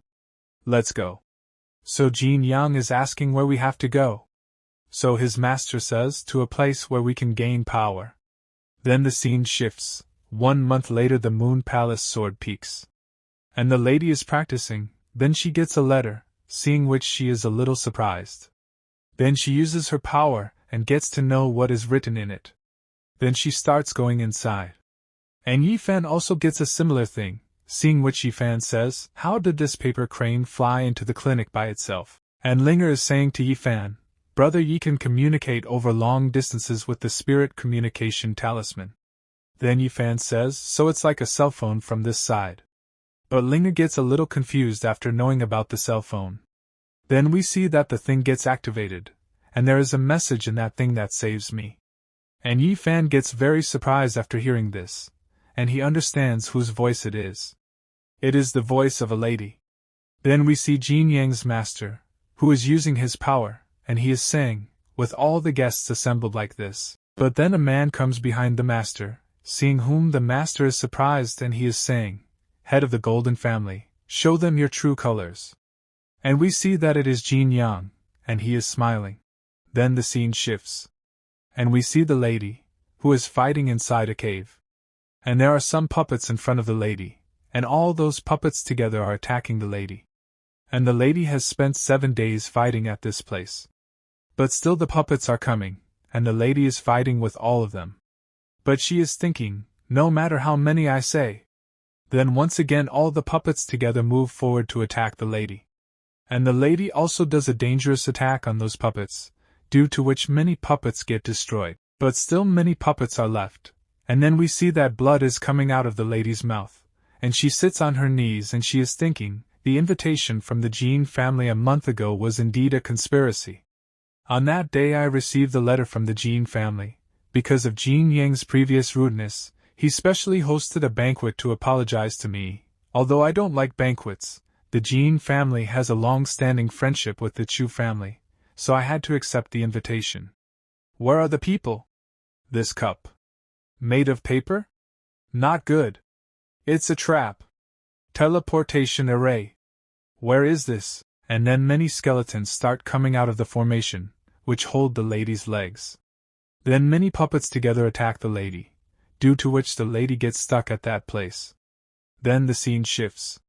Tianwu City not long ago. And we can see many people at this place, and Wushuang is giving something to Yifan and saying, Senior Yi, I have brought what you requested. And Yifan takes that thing, and happily says thank you to Wushuang. Then when Yifan opens that thing, there is something in it, seeing which Yifan is saying, City Lord Chu, it tastes good. And seeing that thing Wushuang gets very shocked, and she bows in front of Yifan. And she is saying to Yifan, Sister, I'm sorry for letting you down. But Yifan is saying, with this, we will definitely be able to find City Lord Chu. And Wushuang is crying and saying to Yifan, Senior Yi, is there no other way to find my sister? But Yifan is thinking, there is another way. Once I use my divine sight to find City Lord Chu, I'll take down that little demon 99, and I'll finally have the life I've fought so hard for. Then Yifan says to Wushuang, anyway, let's try this and see if we can find her. Just as I explained to you, the closer the clothes, the more we can track the location and information of City Lord Chu. And Yifan uses his power on the lady's clothes, and while flying his senses reach the place where the lady is. And as soon as he reaches that place, he sees some puppets, seeing which Yifan gets very shocked. And Wushuang is asking Yifan, Senior Yi, have you found my sister? Where is she? But Yifan gets a little confused and he is saying to Wushuang, according to the location I sensed, she should be in the southwest, here. And Yifan points out the top of a mountain on the map. And Wushuang gets ready to go with Yifan, and she also holds her sword. And Yifan is also very happy with this. Then Yi Fan asks Wushuang to hold him. But Wushuang gets a little confused. Then we see that Wushuang is flying with Yi Fan on the sword. Then they reach that place, and Yi Fan is looking ahead and saying, "This place looks just like a horror movie. Are you sure it's safe?" And then we see two puppets, who are watching both of them from behind. And then both the puppets together move forward to attack them both. But Yi Fan comes in front of Wushuang, and tells Wushuang to be careful. And then the puppets are about to attack Yi Fan. But a lady comes to that place, and destroys both those puppets with her attack. And we can see that the condition of the lady is very bad. But she is asking both of them if they are okay? And Wushuang is getting a little worried seeing the lady because she is injured. And the lady is saying to Yi Fan, "Mr. Yi, how did you and Wushuang come here?" And Yi Fan says to the lady, "I received your distress signal through the paper crane, so I came." And listening to Yi Fan, the lady says, "How is that possible? Although it's dangerous this time, I didn't send a distress signal to you." And as soon as both of them listen to the lady, they get very shocked. Then they attack those puppets together, and destroy them very easily. And Yi Fan is checking those puppets. Then the lady is saying to Yi Fan, "If I'm not mistaken, these paper men should be the doing of the Jin family. But there's also a hint of sinister aura emanating from these paper men." And Yi Fan says, "Could it be that the Jin family has joined forces with some cult? Which sect holds a grudge against both me and Lord Chu?" And the lady gets surprised after hearing Yi Fan's words. And then Yi Fan understands what the matter is, and then we see that many more puppets are coming towards them. And Wushuang says to the lady and Yi Fan, "Sister, see near Yi. Those paper men are crawling up again. Damn it! This is never ending." On the other side we see a man who is looking at a crystal ball and they are fighting with the puppets. And this is the patriarch. Then we see that many people are sitting at that place, and the patriarch is saying, "Finally, the three of them have arrived." Then a female says, "To be hindered by these trivial things, it seems that Chu Wuyue is nothing special after all." And the demon wearing a red mask says, "Mind Gu, don't let your guard down." And the patriarch is saying, "That's right, although we have the winning hand, we still need to be cautious. But with our cooperation this time, even if the esteemed ones of the Great Sun Dynasty come, they won't escape, so we can rest assured." And Jin Yang says, "It's also thanks to the assistance of the sect master that we can cooperate. When the Heavenly Moon Palace is destroyed, the Compassionate Emperor's immortal palace will be within our grasp." And another female says, "However, respected elders, it seems you're not very willing to cooperate." Then a female elder shouts and says, "You, what nonsense are you spouting? Our Jin family elders naturally serve the family master. It has nothing to do with anyone else." And on hearing the female elder's words, the red mask says, "Then swallow this, to prove your loyalty." Then another elder says, "What do you mean?" And the female elder says to Jin Yang, "Family master, the corpse-carrying sect is pushing their luck." So Jin Yang says, "I think what Elder Ren said makes sense." And after listening to Jin Yang's words, all the elders get very shocked. And we see that the female elder eats that worm, due to which this female becomes very happy, and she is saying, "If you have any rebellious thoughts, the goo worms in your body won't be merciful." And all the three elders become silent now, and then the master is saying, "All right, if you elders don't form up soon, the two family masters will start losing patience." Then the patriarch says, "Blade business, mind Gu, you two along with the Jin family's Elder Yuhua and Elder Jin Ming, go to the Miasma Valley." And after listening to the patriarch, both of them say yes. And the elder also says yes. After this the scene shifts to Miasma Valley. And then we see that a crack starts appearing at that place, which is a barrier. And the barrier is breaking, seeing which Yi Fan gets a little surprised. And we see that at that place many skeletons are coming out of the ground, seeing which the lady is saying, "Everyone, be careful, it's similar to the last time's handiwork." And then some people come to that place, and those people are saying, "The esteemed peak master of the Heavenly Moon Palace, Chu Yue, is nothing special, Elder Wu has been mistaken." And listening to the voice of those people, Yi Fan and the lady are asking who it is, so we see that the same people have come to that place, whom we had seen earlier. And after seeing them, those people understand that all of them belong to the crop crying sect. And the female is saying after seeing those people, it seems we don't need to make a move, this group of people can bite you to death. By then, you'll all be my puppets and toys, ha ha ha. But then the head of that female bursts, and this attack is done by Yi Fan. And seeing this, Wushwang, the lady gets surprised, and Yi Fan is saying angrily, you're wasting your breath, better think about what kind of death will be more entertaining later, I'm right, aren't I? And seeing Yi Fan's power, the lady is thinking, he's even stronger than I imagined. And seeing Yi Fan's power, the red mask is saying, how is that possible? Who are you? And Yi Fan is saying, unrivaled Shuoyue, you deal with those small fries. And after listening to Yi Fan, both of them also get ready. Then Yi Fan is saying while going ahead, I'll handle them. 3 moves. No. Then Yi Fan grabs a stick and points it at them saying, I'll deal with you. In 1 move. And those people get very angry after listening to Yi Fan. Then both the elders and the demon wearing the red mask together move forward to attack Yi Fan. But Yi Fan is staring at them. Then the female elder attacks Yi Fan. But Yi Fan is able to dodge all the attacks of the female elder easily. And then the red mask attacks Yi Fan from behind. But Yi Fan blocks his attack and his weapon hits another elder's hand, due to which the elder gets injured. And Yi Fan is smiling and saying, what's wrong? Weren't you just arrogant? It seems that the so-called strong ones are nothing but this, and the red mask attacks Yi Fan again. But Yi Fan finds the attack of that red mask very slow.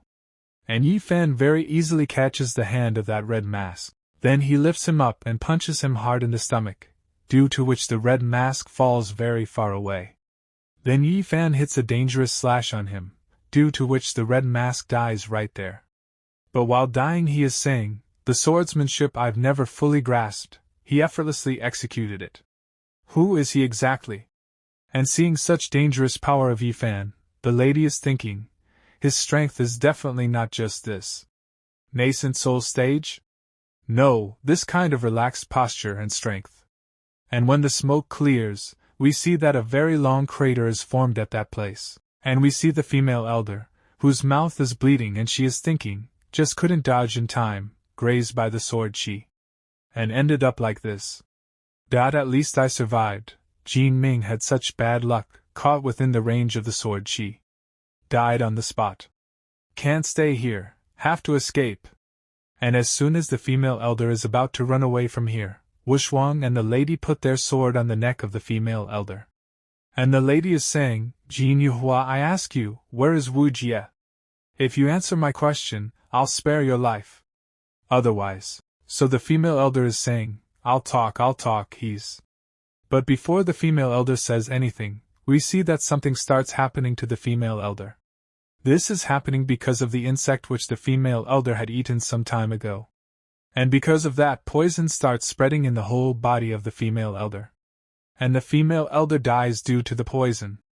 And seeing this, all 3 of them are very surprised. On the other side, we see that the patriarch is watching all these things in the crystal ball, and he is saying, this Yi Fan, indeed quite a troublemaker. Even with my current cultivation, I can't deal with a nascent soul stage cultivator so cleanly. Jin Patriarch, you've really stirred up quite a character. So Jin Yang is saying, Wu Patriarch, that guy concealed his strength at that time, much stronger than I anticipated. And the Patriarch says, in that case, Jin Patriarch, you must break through to the nascent soul stage as soon as possible. Go devour more spiritual energy and life, and finally crush Yi Fan under your foot. Remember, all sacrifices are worth it. And Jin Yang is sitting quietly at that place, and then Jin Yang shouts, Elder Jin Nan, quickly prepares the blood sacrifice. Otherwise. An elder gets surprised on hearing Jin Yang's words and he is saying, if we listen to that Wu Jie, our Jin family will be no more. And Jin Yang says, what about it? If I ascend to divinity, would I still fear that the Jin family cannot rise? Elder Jin Nan quickly prepared the blood sacrifice. Otherwise. An elder gets very shocked after listening to Jin Yang. But he agrees to accept Jin Yang's words. Then the scene shifts and Wushwang, Yi Fan and the lady are leaving from this place. And Yi Fan is thinking while looking at the system, my lifespan has indeed decreased. But that little demon 99, shouldn't she come out and mock me with joy? It feels strange without her. No! Why am I having such thoughts? Could it be I'm a masochist? No way! And seeing Yifan disappointed, Wushuang asks Yifan if he is okay? So Yifan says I am fine.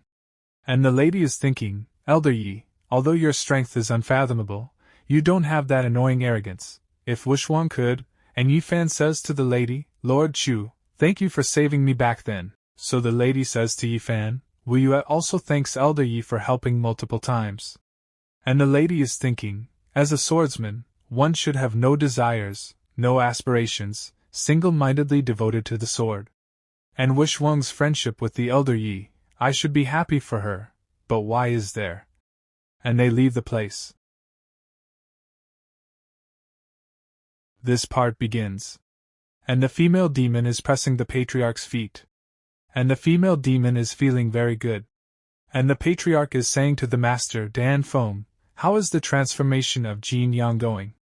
So the master tells the patriarch, reporting to the sect master, Dan Feng has already sacrificed all the 100 members of the Jin family. Now his own cultivation realm is feared to have already broken through the transformation stage, becoming a nascent soul stage cultivator. However, he may have already lost his sanity and turned into a monster. And the female demon is speaking to the patriarch, isn't it better for him to become an unconscious beast? Wouldn't you agree, sect master? So the patriarch says, it's not in vain that I had Dan Feng make friends with Jin Yang. I didn't expect that Jin Yang would be so stupid. With just a little trickery, he handed over the entire Jin family obediently.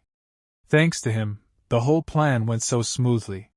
Mastering the entire Hezhou is getting closer and closer. Then the scene shifts, deep in the Miasma Valley. And there are a lot of skeletons in this place. And there is red fog everywhere. And Yifan, Wushuang and the lady are moving forward. And Wushuang closes her nose, and she is saying, what a disgusting smell. I didn't expect the corpse cult to be built here. And Yifan is saying, no wonder the people of the corpse cult are all lunatics. Living here must indeed cause serious illness. And then the lady hears some sound, and when she looks back, something is coming rolling, and the lady is saying to Yifan, Senior Yi, Wushuang, be careful of the ambush. And when they look carefully, a severed head is coming rolling towards them, seeing which everyone is very shocked. But the lady recognizes that severed head, and she says, the head of the Jin family elder? And Yifan is shocked and says, how could the corpse cult and the Jin family be killing each other? And the lady says to Yifan, Senior Yi, could you please investigate? And Yifan gets ready for this thing. Then he activates his god eye. And his aura starts spreading all around. And then they sense Jin Yang, but when they look carefully, they find that Jin Yang has now become like a beast. And Yifan is also shocked to see this, and he says, what kind of monster is this? Then we see that Jin Yang is coming towards these people. And these three become alert. Then when they see Jin Yang's clothes, they recognize that it is Jin Yang. Then Jin Yang moves forward very fast and is about to attack Wushuang.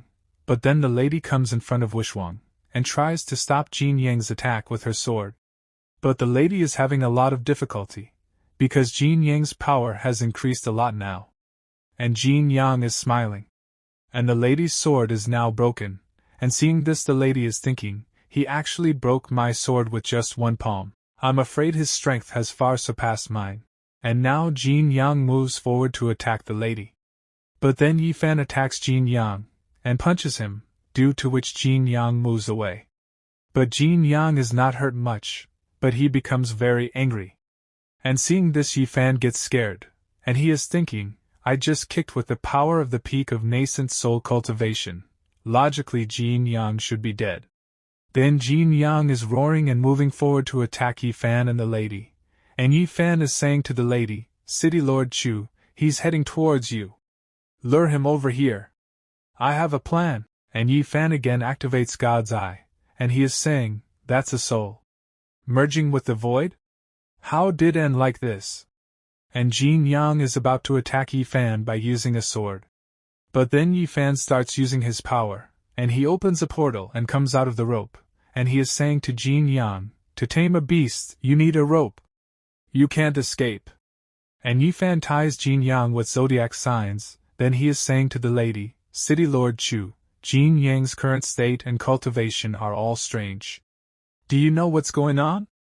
And the lady says, I'm sorry, I'm not sure, but we can take him away. The head of our Tianwu palace should know what's going on.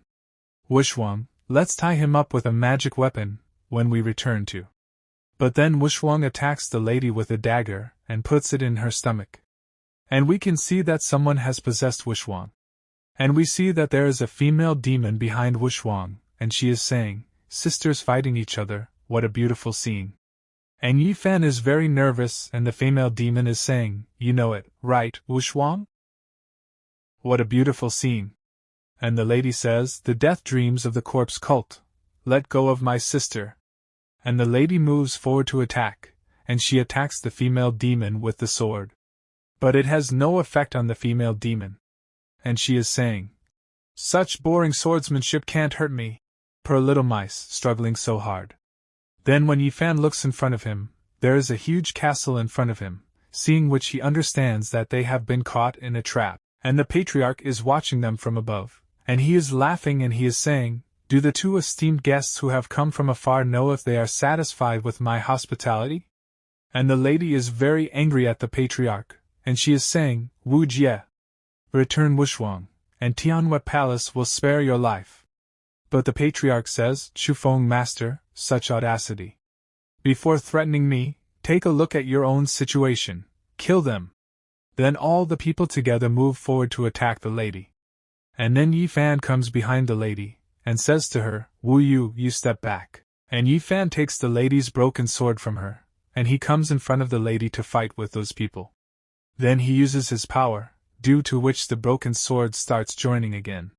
And now he starts killing those people very easily, and those people are getting killed in a single blow. And seeing this kind of power of Yifan, those people get scared. And everyone is saying, what kind of monster is this? We can't possibly beat it. Then the female demon uses her power, due to which she starts controlling those people, due to which they go mad. But Yifan again starts attacking them and killing them, and is moving forward very fast, and there is a female demon in front of him. And Yifan moves forward to attack her, and as soon as Yifan attacks, the sword goes through the female demon. But this does not affect the female demon. And the female demon is saying to Yifan, you can't catch me. And Yifan is saying, spiritual cultivation, she's a soul cultivator. She doesn't have a physical form, did she cultivate some special technique? And then the lady tells Yifan, she's a soul cultivator. Only soul cultivators can separate their soul from their body. Senior Yi, quickly find her physical body. And after listening to the lady, the female demon says, oh, little mouse has some skills. Indeed, my physical body relies on a certain place. But can you kill her? Go! Kill your sister! And being in the control of the female demon, Wushuang moves forward to attack the lady. And Yifan is telling the lady to be careful. But then the patriarch ties Yifan's hands with chains, and this makes Yifan very angry. And then the patriarch attacks Yifan, but Yifan stops his attack, and a huge explosion takes place at that place. Then the patriarch says to Yifan, stop pretending to be dead, let me see your true skills dash. Yifan!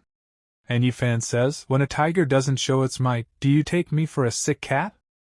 And the patriarch says, whether it's a sick cat or not, I'll find out soon. On the other side, Wushuang and the lady are fighting, and the female demon is saying, it's really rude to describe me like that. And the lady is thinking, this demon's physical body is actually attached to Wushuang. I am already injured in a sneak attack before. I can't hold on much longer. And then Wushuang attacks the lady, due to which the lady falls down. And she sits on her knees. Then Wushuang puts the sword near the lady's neck, and the female demon is saying, you ran so far, yet you've chosen yourself a nice grave. Honey, go ahead and kill her. But the lady laughs and says to the female demon, haha, finally lured you here. And then the lady activates the formation, and seeing this the female demon gets surprised. And the lady is saying, how does it feel to be trapped in your own trap? And the female demon says, my cultivation is suppressed. Chu Yue, You actually used the cave we trapped you in. Go to hell. And the lady activates the formation and says, it would be a good idea to bury you with me before I die. Go to hell. And we see that the ground of this place has completely broken. And the lady is moving forward to attack the female demon. And now the female demon has become weak, and she is saying, Chu Wuyue, you crazy woman. But the lady says, dream of escaping from Wishwang. The time has come. And the lady attacks the female demon with a sword. And the sword is inserted inside the chest of the female demon. And now the female demon is killed. And seeing this, the lady is smiling. But now all three of them start falling down. On the other side, Yifan hears a loud noise, hearing which Yifan gets very surprised. And so that his attention is diverted from the fight, and then the patriarch attacks Yifan, and pushes him away. And the patriarch is saying to Yifan, how dare you get distracted? Now, it's just the two of us left. And the patriarch keeps attacking Yifan again and again. And Yifan is hardly able to dodge the patriarch's attacks. And Yifan is thinking, so if this drags on, I'll only become more and more passive. What?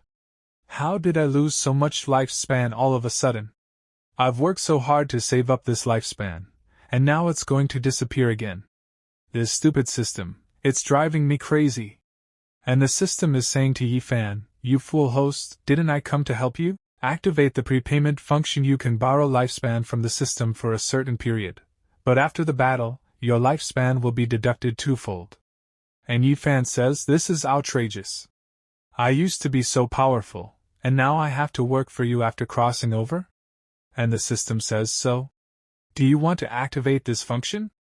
So Yifan says, the enemies are right in front of me. What else can I do? Activate the function. Gio, I can't forgive you. And as soon as the patriarch attacks Yifan, there is an explosion at that place. But Yifan stops the patriarch's attack, and Yifan is saying, time after time, like a fly, it's time to end this. Then Yifan activates that thing, due to which Yifan's power starts increasing, and Yifan is saying, there are few who can withstand my blow, and you are one, then let's see if you can withstand my punch? And the patriarch says, you brat. What are you being so arrogant about? And the punches of both of them collide with each other, due to which a lot of energy starts coming out. But the patriarch does not tolerate Yifan's punch, and so he falls away, and Yifan moves towards the patriarch and asks him, hey, are you okay? And Yifan again punches the patriarch, due to which the patriarch is in a lot of pain. And he falls on the ground, and Yifan attacks him, and presses him under his feet, and says to him, Master Wu, how does it feel to be punched? But the patriarch laughs and says to Yifan, this kind of power, it's been a long time. Yifan, your eyes I have only seen two in thousands of years.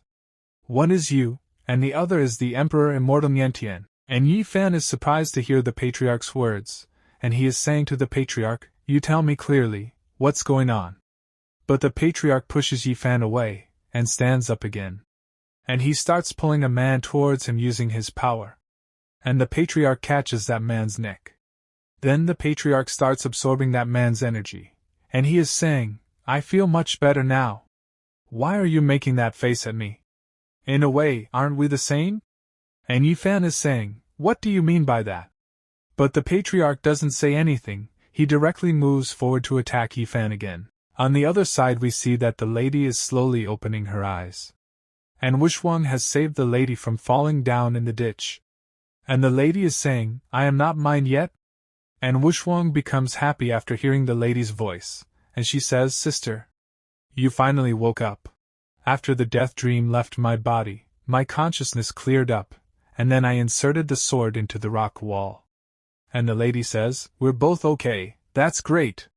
But then some kind of energy starts flowing from under the ditch, seeing which Wishwang is unable to understand what is happening.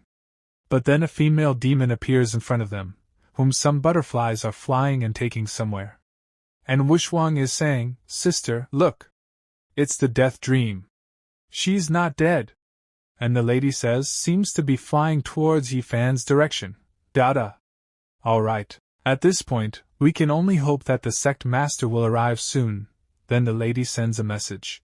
On the other side we see that Yi Fan is giving a very good fight to the Patriarch. And the Patriarch is beaten up and in a very bad condition, and Yi Fan is saying to the Patriarch, "What's wrong? Can't go on like this?" So the Patriarch says, "What a great skill, as expected of you. Exactly the same as the man from 1,000 years ago, but I haven't made any progress over the past 1,000 years." But then Yi Fan feels something, and we see that there are many butterflies behind Yi Fan, seeing which Yi Fan is surprised. And red butterflies are flying around Yi Fan. Then the female demon goes near the Patriarch and bows down, and the Patriarch is saying to the female demon, "Dai Ming, offer up everything for me." And the female demon agrees to this thing.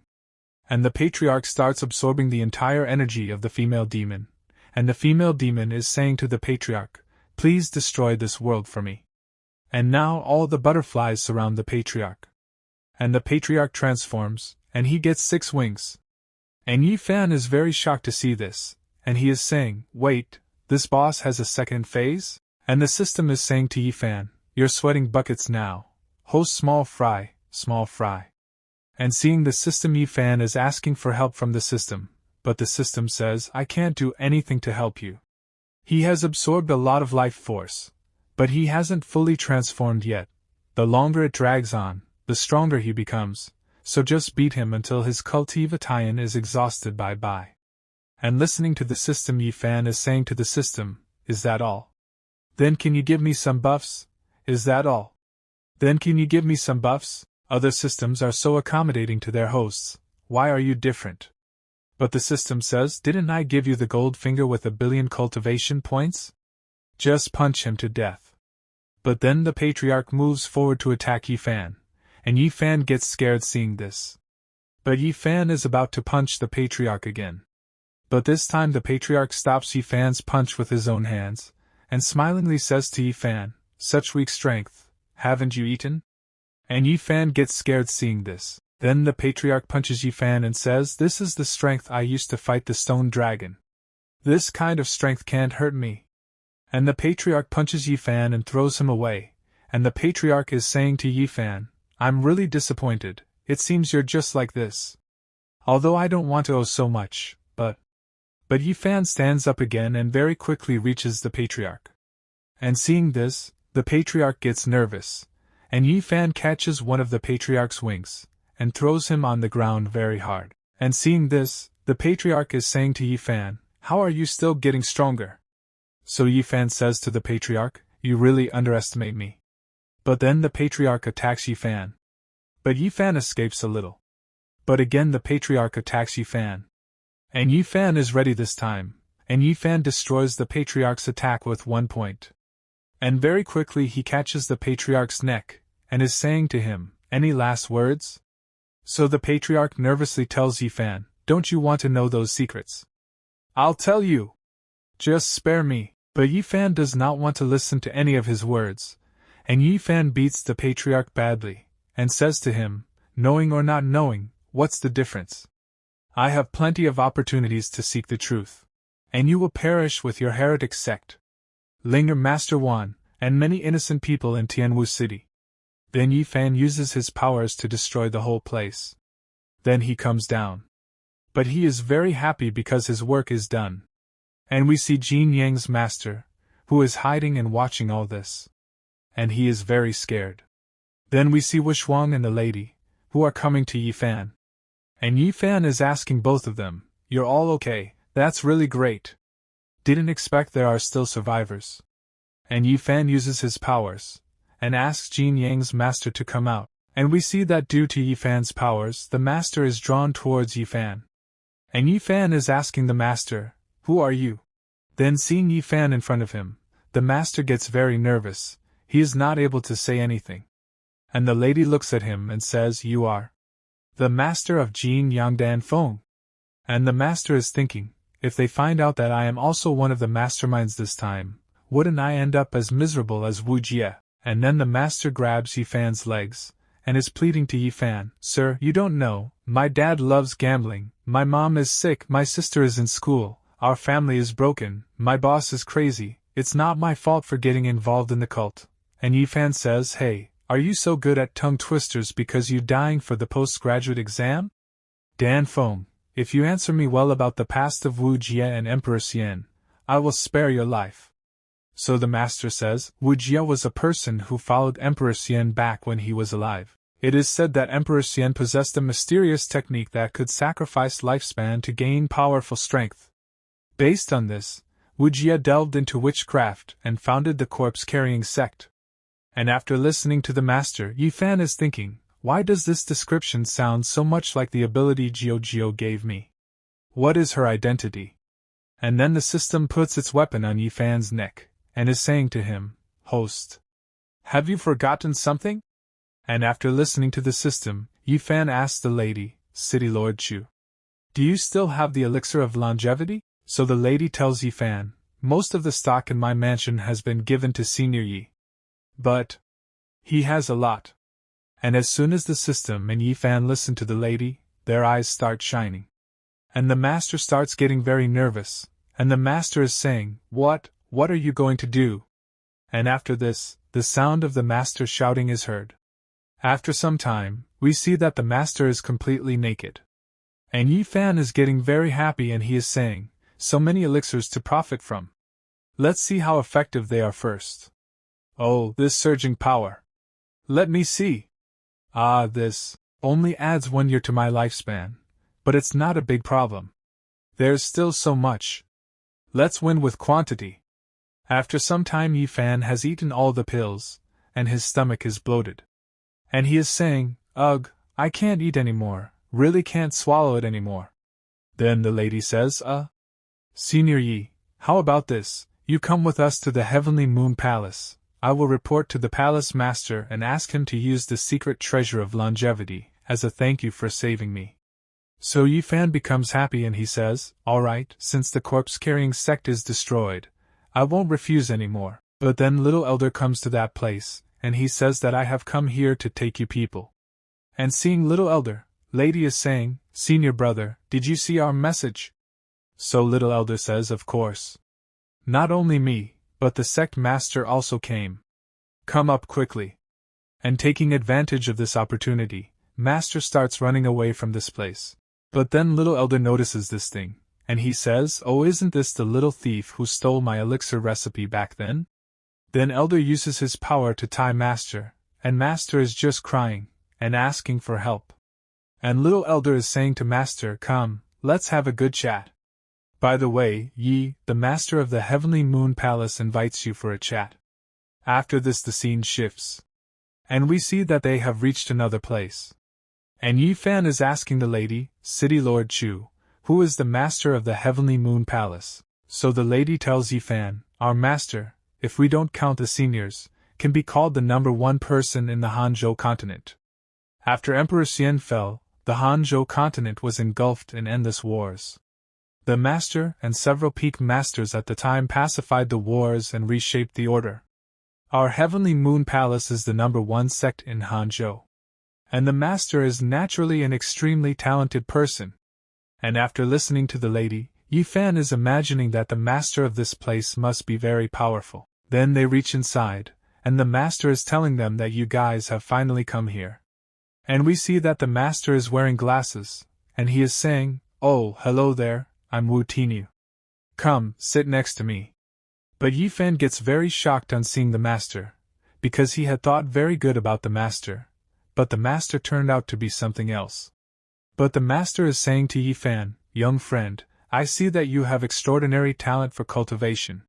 How about buying my secret cultivation techniques? And Yi Fan is saying while looking at the lady, extremely talented, number 1 in Hanzhou? The strongest sect? And the master says, or perhaps, you're interested in the Kunlun immortality branch?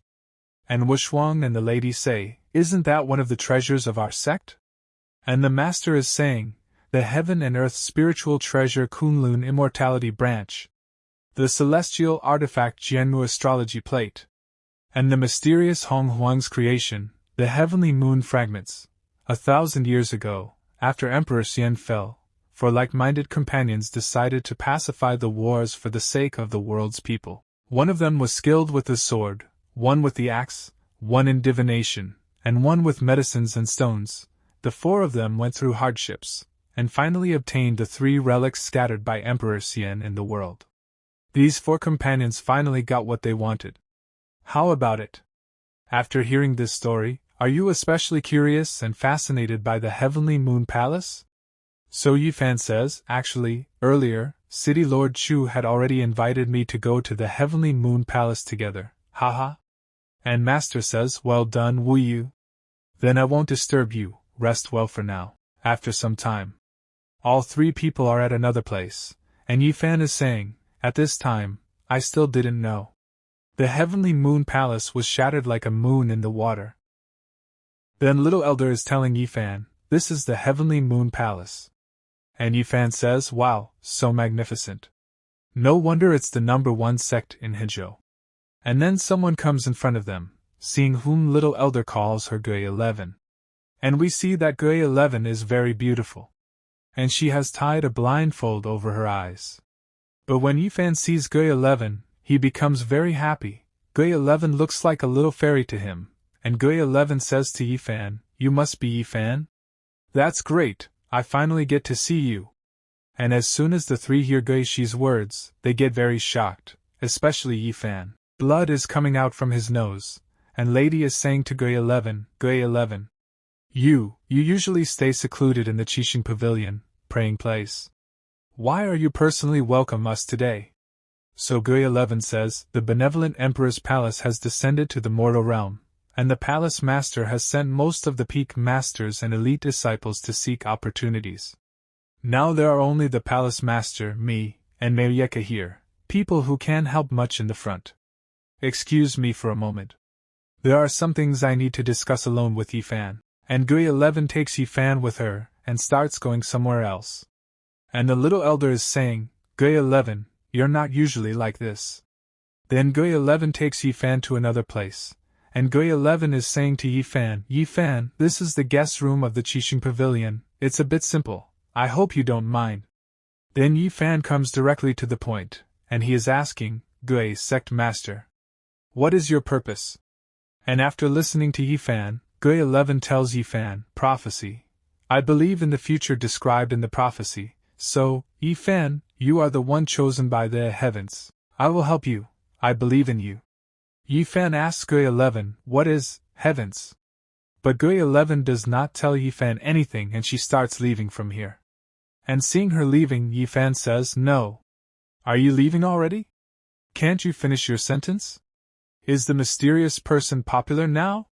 Then Yifan starts calling the system, and the system comes out. And Yifan is saying to the system, Jiojio, what do you think of what Gui 11 just said? Do you know something? Then the system tells Yifan, don't probe too deep. We'll leave tomorrow. This is not a place we should be in. I can only say this much for now. But you have to trust me, I will never harm you, never. Then the scene shifts. And we see a banquet party, where girls are dancing, and Master is drinking. And he is telling Yifan, Yi Xiong, have another drink. And Yifan is also drinking happily. But then a man comes to that place, who tells something to Master, and that man is telling Master there's a terrifying flower. What should we do? So the Master says, is that so? Come with me to take a look. Then the Master, while leaving from this place, says to Yifan, sorry, Xiong, I drank too much and need to go pee, so I'll leave first. And the system says to Yifan, leave quickly, this is not a place for you to meddle in. And Yifan is thinking, I've helped the Heavenly Moon Palace many times today, so I can say I've done my best. Jiojio, although sharp-tongued, most of what she says is very reliable. Let's ask Palace Master Wu for the longevity pill tomorrow and then leave. What exactly is the matter that they are so secretive about? What did Gui 11 mean when she said she would help me? And then Yifan hears the voices of some people, and they are talking, hey, this isn't the Heavenly Moon Palace, this is a maze. And then Little Elder comes behind Yifan, and his eyes look at Yifan with a slightly different look. Then Yifan goes ahead and says, where is the Palace Master of the Heavenly Moon Palace? And 2 people are talking that another man has died. And the other man is saying, is this true or false, how many is this now? And Yi Fan goes to both of them and asks them what happened. So that man tells another death. Just last night, one died, and this morning, another senior brother reportedly died. And Yi Fan is asking, I'm looking for Palace Master Wu, is he here? So that man tells he is. You're a guest of Palace Master Wu, right? Let me take you to him. And as Yi Fan goes ahead, he sees that there are many people at one place. And Yi Fan is a little surprised to see such a huge crowd. Then he starts moving ahead in the crowd. And when he looks ahead, he is very surprised, because a man is dead. And a tree has grown all over his body. Then we see the master, and he is saying, the 9th one. And the crowd is talking, is this the 9th time this month? Have we been targeted by some evil spirits? I'm still young, I don't want to die. And Yi Fan is thinking, this kind of death is too bizarre. Then Master says to all the people, alright, don't gather here. If anyone is found spreading rumors, they will be punished by the heavenly prison. Brother Yi, there's something I'd like to ask you to do. I heard that Brother Yi used his own cultivation technique to cure Chu Wushuang's goo poison. If you could help me investigate the truth behind this incident, I would like to give you the Kunlun Immortal Branch as a gift. So Yi Fan says that your request is too much. I simply can't refuse. And Yi Fan uses his God's eye and says, strange. This person's life force seems to have transferred to the blooming flowers? And the master gets a little surprised to hear Yi Fan's words, but he tells Yi Fan, I'm not good at this kind of thing. Brother Yi, come with me. When it comes to flowers, plants, and herbs, we should ask Xiao Cha. He has traveled from another continent, and has broad knowledge. He might have some clues. That's all we've found for now, Xiao Cha, what do you think? And the little elder is saying, What can be confirmed is that this thing is not from Hezhou. This flower looks a lot like the flowers of the abyss of darkness. The life-devouring flower. But there are differences in detail. But I'm not very sure. With the appearance of the heavenly moon palace, and the various forces stirring, it must be the work of outsiders. But, again, this is all I know. If you really want to know more, why not ask Gui 11 to read your fortune? Take care, no need for further courtesy. And the elder closes the door. And is looking at the flower. After this the master is saying to Yi Fan, Brother Yi, I need to deal with the affairs of the palace, could you please ask Gui 11 for me? And Yi Fan is thinking, is this astrology really reliable? I hope it's not a scam like on Earth. And Yi Fan comes to meet Gui 11, and Gui 11 looks at Yi Fan and says, I have been waiting for you. Please have a seat. I know why you have come, even though I have not opened the star chart for a long time. But for the sake of the heavenly moon palace we built together, I am willing to do it again. The flying stars know all, the movements of the heavens reveal all the 5 elements, and 8 trigrams change at will. And Yi Fan is seeing something very bright, due to which he closes his eyes. But we see that a golden-colored aura starts flowing around him. And Gui 11 is making some kind of formation. And we see Yi Fan getting a severe headache, and he is seeing the future, and he is saying that everyone will die.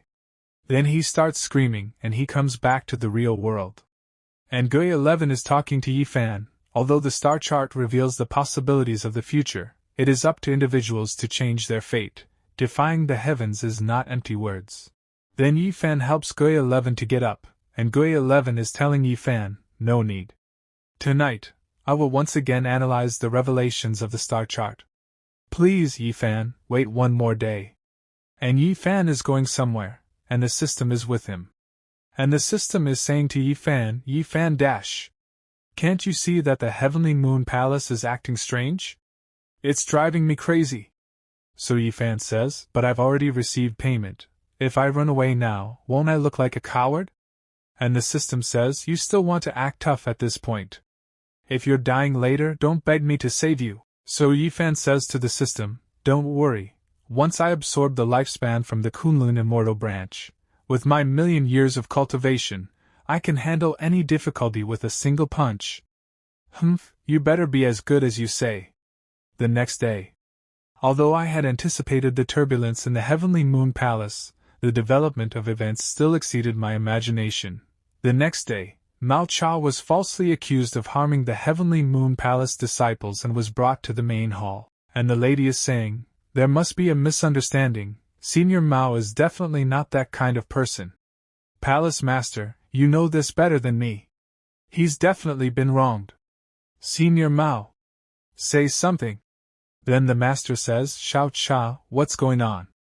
Then the little elder says, it's me. It was me who placed the seeds of the devouring life flower on the disciples of the Heavenly Moon Palace. And as soon as everyone hears the words of the little elder, they are surprised. Then the master says, enough. Take him to the heavenly prison and notify the other peak masters and elders. We will discuss this matter after everyone has gathered. I hope that when the time comes, Mao Cha, you can tell the truth. And the lady is speaking to Gui 11, Gui 11, please help him explain. But Gui 11 says, I'm sorry, Wu Yu. The future I saw. Mao Cha harmed everyone. And the lady gets very shocked after hearing Gui Shi's words.